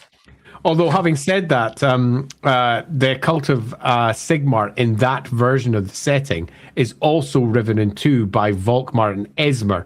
Esmer, who was the Grand Theogenes that was selected to replace Volkmar when he died, believing he was the Child of Light. So the Child of Light is the good guy equivalent of the Everchosen. Go watch our Volkmar stream. That was a really good one, actually. Go watch our Volkmar stream where we delve really heavily into the whole Storm of Chaos storyline with Yeah, totally. So it's a fun story and it's something worth looking at, but not really Ar-Ulric focused. So the end times, and then we do our quick super chats where we do the end times, because we always need to take a pause before we dive into the end times. The court of the salmon men are in the Reich. Sorry, that says Reich. That's a different Reich. It's the Reich. It's obviously the salmon men capital in the Reich. I don't know if I'd want to meet salmon men. That sounds, from what I know about salmon, salmon are kind of like delicious but weird.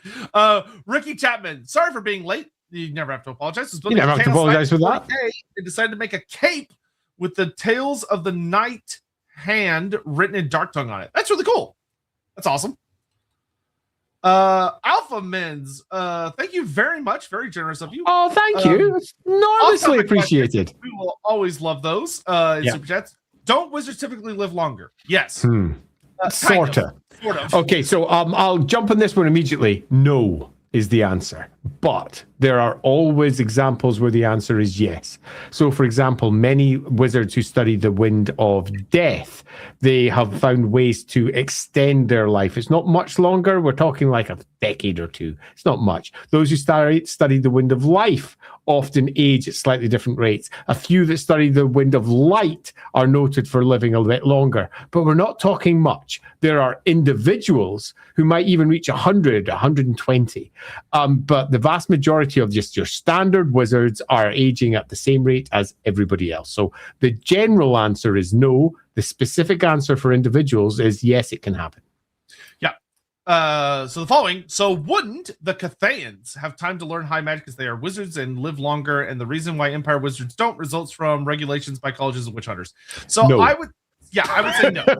Because if it was the case, they should have explained that is the case. Yeah. Now, if they had, for example, life extending magics and they said they'd mastered it, then the answer is yes. But if we use the existing lore and then port that lore over to Cathay and say they've got broadly the same stuff as everyone else, then there will be individual wizards who live a bit longer, but nowhere near long enough to master all 8 winds and high magic, which takes centuries. It takes time. It's not a short learned thing unless you are a unique individual who's super special, someone like Teclis, who managed in his relatively short years to master all the 8 winds and high magic, but he's a special character. He's got his own unique story. He does stuff that others don't. He's the cool exception that proves the rule. At the moment, we don't have any new rules which say they can do it. All we have is, they've got high magic. Yeah, and I've said it once and I'll say it again. I don't think Games Workshop would have named them Astromancers if the goal if the intent was they can use high magic. I think they were very deliberately designed to be Heaven's Wizards only, but due to the nature of the old world, things have gotten very funky due to like limited miniatures plus limited magic floors plus it's just kind of a mess. I would say let's wait and see what happens in 2nd edition and then go from there. Yeah, I think that's fair. Let me also just bring up this comment and the direct answer to that. So your century-old Lawhammer fellows are Lawhammer, not Cannon Hammer. Everything in Lawhammer is Lawhammer, not Cannon Hammer. Just to make sure that's clear, Lawhammer is its own thing in the Warhammer world and an interpretation of it. And are there some centuries-old wizards? Yes, but they're the exceptions that prove the rules. They're the special ones. The vast majority are not like that at all. Yeah, I would say in many respects, fit lore perfectly. Yeah, the vast majority of wizards you meet in Warhammer Fantasy will die of, like, they can very easily die of old age. Very easily. Most of them are not going to make it to old age, to be frank. But they're like, I would not be shocked if there is a high astromancer in Cathay who has lived for several centuries. Yeah, that totally makes sense to me. I'd love it. Yeah, I just like to see them do it rather than just hand wave it. Tell us, show us. Yeah. Super absolutely. Orlok. What do you mean? Vaulted obviously went to bring the Skaven to Sigmarism. Truly, only an incarnation of Sigmar could be so great. Ah, yes, of course. I'm glad you explained it because I wasn't sure. That's really helpful, Super Orlok. He didn't even need the hammer. He left it behind. Didn't need Sigmar's armor. He just pieced out down there. Yeah, perfect. The Wrestling Theater, is the Child of Light even a thing? In the Storm of Chaos, yes, but it's in Wartime, yes. Yeah. Mortime's core plotline is Be'lakor and the arrival of an Everchosen and the Child of Light. So in Mortime, yes. In Warhammer, it is deeply uncertain, but I think the answer is it's not been retconned properly yet. So it's kind of And if you want to see an example of the Child of Light, is Magnus the Pious. And he still sort of exists, but it's nevertheless. I would say the concept still exists, but I don't think GW remembers it or would use the term anymore. Because like Bashiva, the White Tiger, is basically a Child of Light. It is like a reincarnation type figure that's born to literally attack Everchosens. Although that's not really what the Child of Light sort of is. The Child of Light is basically the same as the Everchosen, but for the other side. He's the individual who will basically lead all the forces of good guys.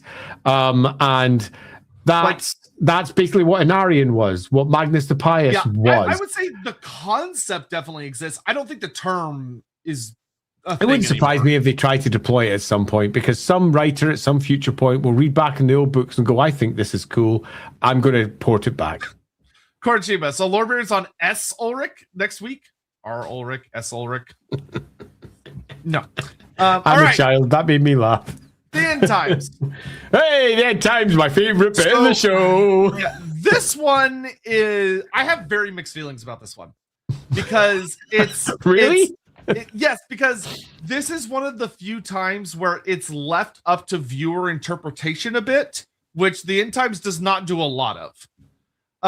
So in the End Times, Chaos basically, so Archaon is rallying the forces of Chaos in the north, but a big old chunk of his army led by Crom the Conqueror basically leaves early, as his herald to basically announce that the End Times are coming and that the Everchosen's yada yada yada. And they come down to Kislev and they kick the shit out of Kislev. Kislev gets immediately rocked. Because there was no Kislev army.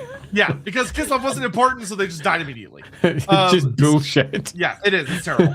So, so I'm already calling bullshit, but let's move on. Gelt does his big uber super spell that he got from Neferata, where he basically creates the Great Bastion from Grand Cathay, Bastion, but he builds it in like 3 seconds using magic.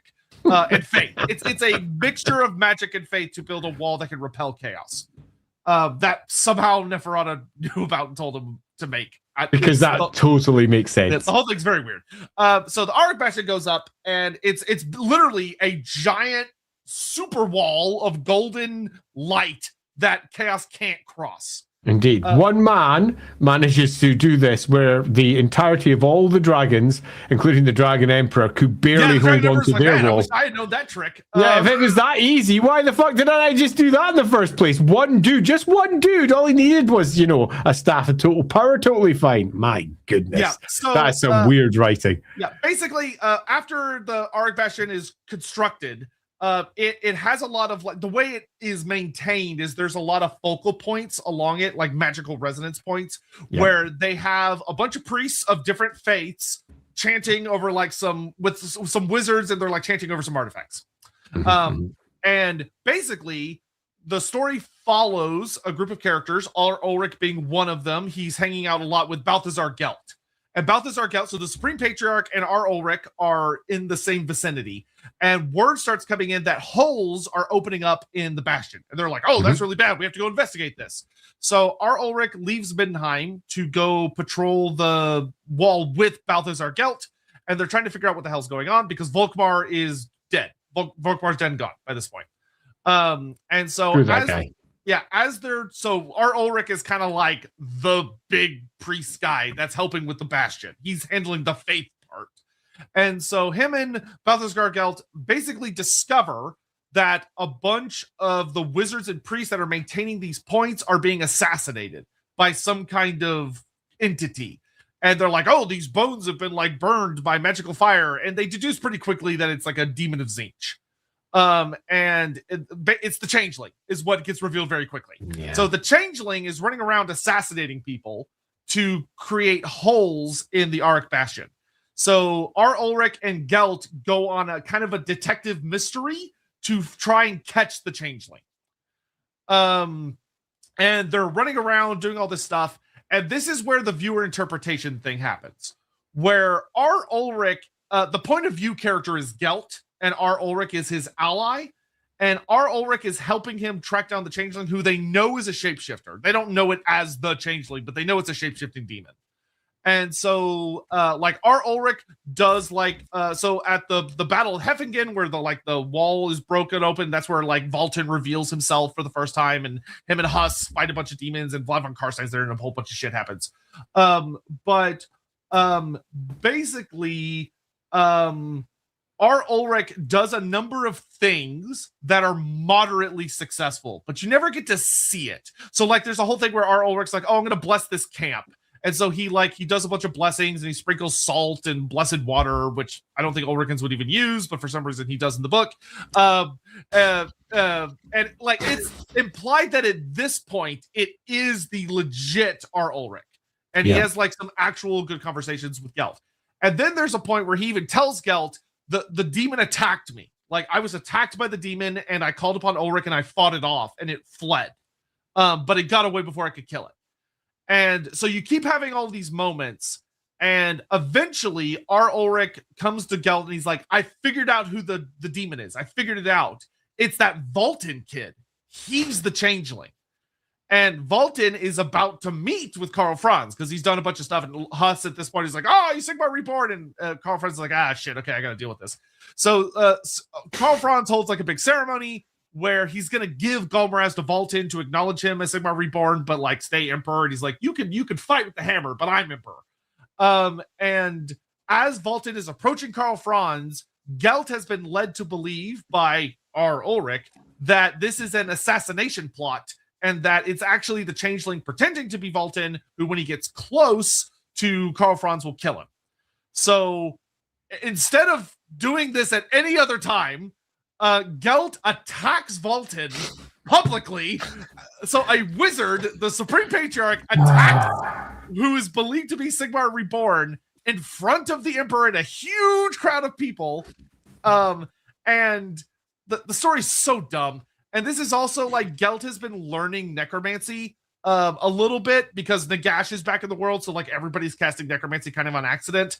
And so Gelt uses necromancy in front of everyone, looking like a goddamn necromancer, because it turns out it's not Valten who is the Changeling, it's Ar-Ulric. Who'd have thought? Who'd have thought? And the Changeling tries to kill Franz, but Valten takes up Golmaraz and hits the Changeling and kills him. So the Changeling is killed. And Gelt goes, oh shit!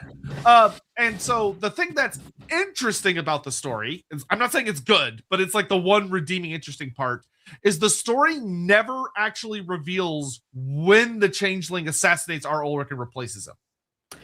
Yeah, that's the only mystery, is like, was the Changeling him the entire time? And that's why like Ar-Ulric said all the things that he said, because it's interesting that him and Gelt are very bro. Like Ar-Ulric, Emil's a very chill, cool guy in the story. Like he's a very likable character in the first book. I wouldn't say it's a huge reveal when he turns out to be the Changeling, but Nagash was easily the best book out of the 5. By far, it's by far the best book.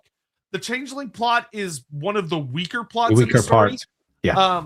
But it would be very easy to fix. Yeah. I have some relatively strong opinions here, and that is shit use of a pretty decent character. And this applies much more to Gelt than it does to Emil. Gelt is written like a fucking idiot. Yes, he is. An absolute fucking idiot. There's a reason I really dislike the character, and it's multifaceted. And one of the biggest ones is that if we go with all of his write-ups, he is genuinely stupid. He's just an utter fool and not worthy at all of being anything within the Empire. And his actions show how bad he is again and again and again. And I very much would like to answer this one little bit, which is... Can't wait for the Gelt episode. Won't be happening until we get another 720 more people. 720 more people. There we go. Over on the Lawhammer. So if you'd like to see that episode when we hit 10k subscribers on the Lawhammer side, we're doing it. That's only 720 people. That's less than 4 digits. Go subscribe to Lawhammer. Absolutely. Go watch Lawhammer. It's super good. Yeah, good. Super fun. And he does like Q&As pretty much every Saturday that like is just him chatting about like lore and other stuff. Like, there's no reason for you not to be subscribed to Lawhammer. I agree. I'm slightly biased, but I agree. In terms of the story, this is ultimately nothing to do with Ulric. And that's why I got upset about it when I read it. Because if you are dealing with the final stories of each of our main characters, you want to give them something that feels thematically appropriate for their character, speaks to who they are, speaks to what they represent. And there is nothing in here that speaks to the core of what Ar-Ulric is, his anti-chaos position, the howling winds of winter, the belief of Evernacht and the eating of the sun by Skoll, the great white wolf, all the cool shit that Ulric believes is nonsense. Instead, it's trooping around a magical wall and getting replaced by the changeling. Yeah, it's just one gigantic deflated balloon. Yeah, I'll say something fairly controversial. I don't think it's controversial. I think it's true, but some people might find it controversial, which is that, frankly, Emir Valgear they didn't want to re-release his model. And they knew people were going to ask about him, so they squatted him immediately.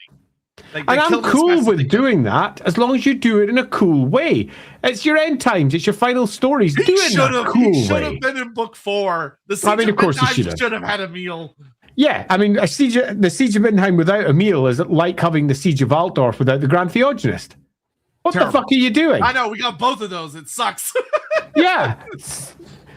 It's almost like the end times was stupid. It's almost like the end times was complete fucking trash. We're ending our stream as we often do when we're dealing with individual characters that reach the end time with a fuck that end time bullshit. The stories themselves that they're trying to tell are not necessarily bad, but the execution is terrible. And the execution for Emil, while there's some interesting parts, and I agree, there's some interesting uncertainty here. The Changeling is always a fascinating character, but the way it is handled is just pure bullshit, really badly put together. And I fully accept that it's not the writer's fault, because it isn't. They were put in extreme positions to try and resolve an awful lot without enough space, but that nevertheless doesn't mean that we are not going to criticize it from the outside. This is a book that needed editing, particularly for poor old Emil Valgear, who just got squatted. Yeah, and so let us all bow our heads in prayer to Ulric and hope that Emil is one day, maybe with Lords of the End Times. I really hope. It would make a lot of sense, and I struggle to think what else it could be, unless they do the Monkey King, but like we're just about to get Bashiva, and that feels like a lot. Anyway, that doesn't matter. Let us hope that he will come to Total War. If not soon, then someday. I really wouldn't mind him popping in for that. That'd be freaking amazing, particularly for Lord of the End Times. He's a named character there, and they could do something with him that's so much better than what we actually got. Yeah. And with that, we actually kind of timed that one perfully. We got some beautiful. Let's do our last few super chats. Korishima, hashtag Gelt did nothing wrong. Gelt did everything wrong. And I am going to stand by that particular statement. I will fight this hill. I will see you, Kurishima. It is, I will say, as someone that genuinely loves Gelt very much, and Andy does like him despite his bitching about it. Bullshit. Don't you try to put thoughts in my head. His end times writing, as far as I'm concerned, it's just pure character assassination. It's character assassination. It's him and Manfred von Karstein got so fucked by the end times. It's crazy. Man. Anyway. Filefoot, Gelt was still on honeymoon, Andy. Gelt / Scroke forever. Yeah. You know what? Sure. I've seen worse. All right. And that's, outro. We got to do the outro. So the outro, it's going to be a short one today because there's not a great deal to say that's going to be super positive given where we just ended. But I'll say the following. Ar-Ulric is the high priest of the cult of Ulric, the highest priest, because it's the high priests that select the next Ar-Ulric from their number. So he is a figure of extraordinary temporal power within the empire, for he leads a couple of things that is super important. One, the cult of Ulric, which is the most warlike deity that the empire has and includes some of its best warriors and strategists. And on the other side, the Knights of the White Wolf, which is the largest Templar order that the old world has by some measure. It is not a small force. Most cities and towns of the empire have got at least a small temple to Ulric, and they all raise white wolves. They all pull together for different companies of white wolves that can be pulled together by Ar-Ulric for any war. Resultingly, he has always been recognized as an important figure in the empire, both in terms of the man who's crowned Sigmar, the god who crowned Sigmar as a god, that's Ulric, a figure who's been at the center of imperial politics from the beginning, and then eventually getting an imperial vote as well, meaning that he would be one of the people that selects the next emperor. He's an important temporal figure. Now, he's been at the center of various controversies, including the big vow of chastity that is laid upon the entire cult because the Ar-Ulrics of the time tried to take control of Middenheim and got kicked out. They eventually came back to Middenheim after swearing to their vows of chastity, and for the last 1,000 years have been pretty much buckling underneath something that they believe they shouldn't have. The Valgear family, the most recent family to rule the cult, in many ways represents ways of breaking that old rule.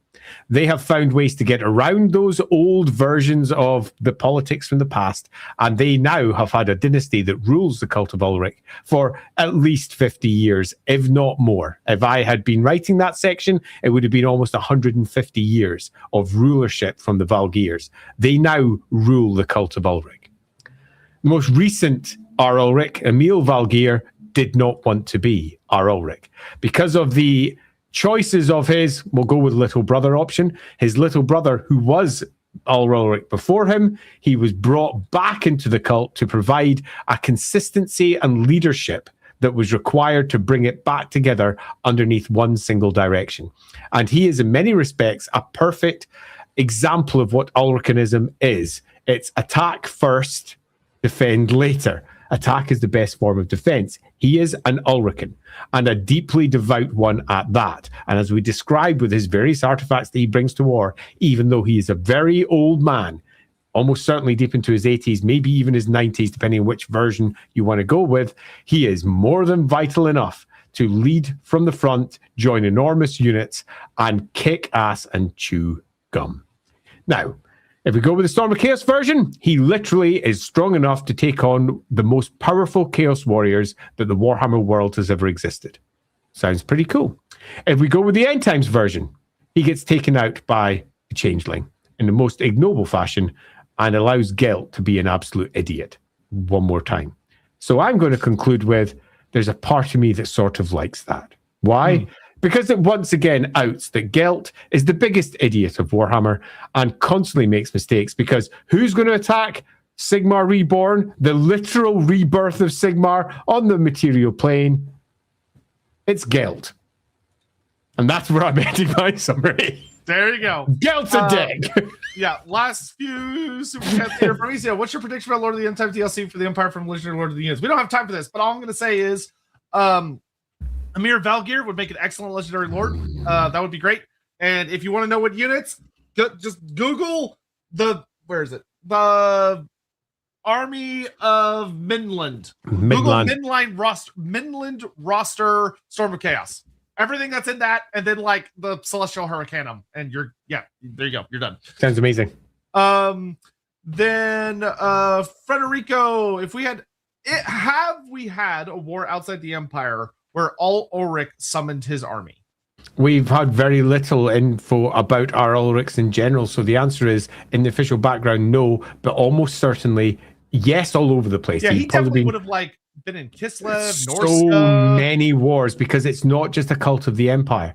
This isn't the cult of Sigmar. This is a cult of the old world. And historically, for all it was largely a cult of the north of the old world, but historically it's a cult that has dominated war. But we've had so very little actual information about what the specifics are.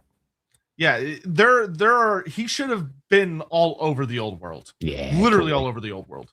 Yeah. And with that, we're out done. of time, and we're done. Thanks, everyone. You absolutely rock. Thanks for everyone who dropped support to the channel. And of course, remember that we are back next Tuesday, where we're going to be going through all of the Arcane Journals, explaining what each one offers and why we think they either suck or rock, and then giving you the opportunity to rank them yourselves. So if you happen to be, much as this earlier super chatter was, a great fan of the Dawi and think the Dawi should be at the top, dwarves kick ass, and so on, you can do that for all I will grumble like a bastard when you do it. Yep. Before we go, any quick little things you've got coming up this week outside of Lorebeards, Andy, that people should know about? Yeah, I don't know. You put me on the spot. I've got Lawhammer again coming this Friday. Our last Lawhammer episode was pretty freaking explosive. Amazing, in fact. It was, as described by one of the chat, the best episode that he's ever seen. Oh my God, oh my God, oh my God. Delicious. So that was a nice review. We are heading slowly but surely towards the end, and I'm very much looking forward to that. That's on Friday. We also have Inside the Rookery next Saturday. I'll be damned if I know what's going on next Saturday at 7 p.m, but it'll be live at 7 p.m. If you want to watch the episode I was mentioning that we did last Friday, it's going up on Monday at 7 p.m. UK on the Lawhammer channel. Cool. And for me, I am in the midst of a donathon right now, which is basically raising money for various things and trips and stuff. And if you'd be interested, feel free to pop by. And we've got all sorts of different tiers and rewards and stuff. I think we're almost to the 5K reward where I'll paint a mini on the stream and then give it away to someone in the chat. Sweet. But there are some big rewards. Like if we get to the overall goal of 10K, I will dye all of my hair Troll Slayer orange, red. You have to fucking do it, please. And I will shave my head into a Slayer crest. I'll do it. Just fucking amazing. It has to happen. Do it. Sorry, pardon me. I'm getting excited. Yeah, I kind of hope we do and don't simultaneously. But the money would be great. But beyond that, we also have a stretch goal of beyond that, where if we get high enough, I will go see Andy and we'll film the whole thing.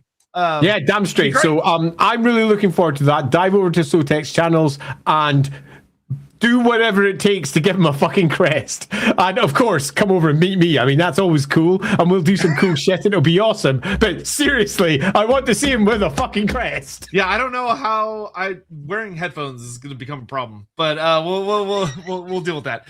I don't care. It's too cool. Anyway, so that's us done for today. Thank you all so much for watching. We will see you guys on Tuesday. Don't forget Lorebeards role playing tomorrow as well with Vera and Ross. And we'll see y'all when we see y'all. Thanks for watching. Bye-bye. Bye.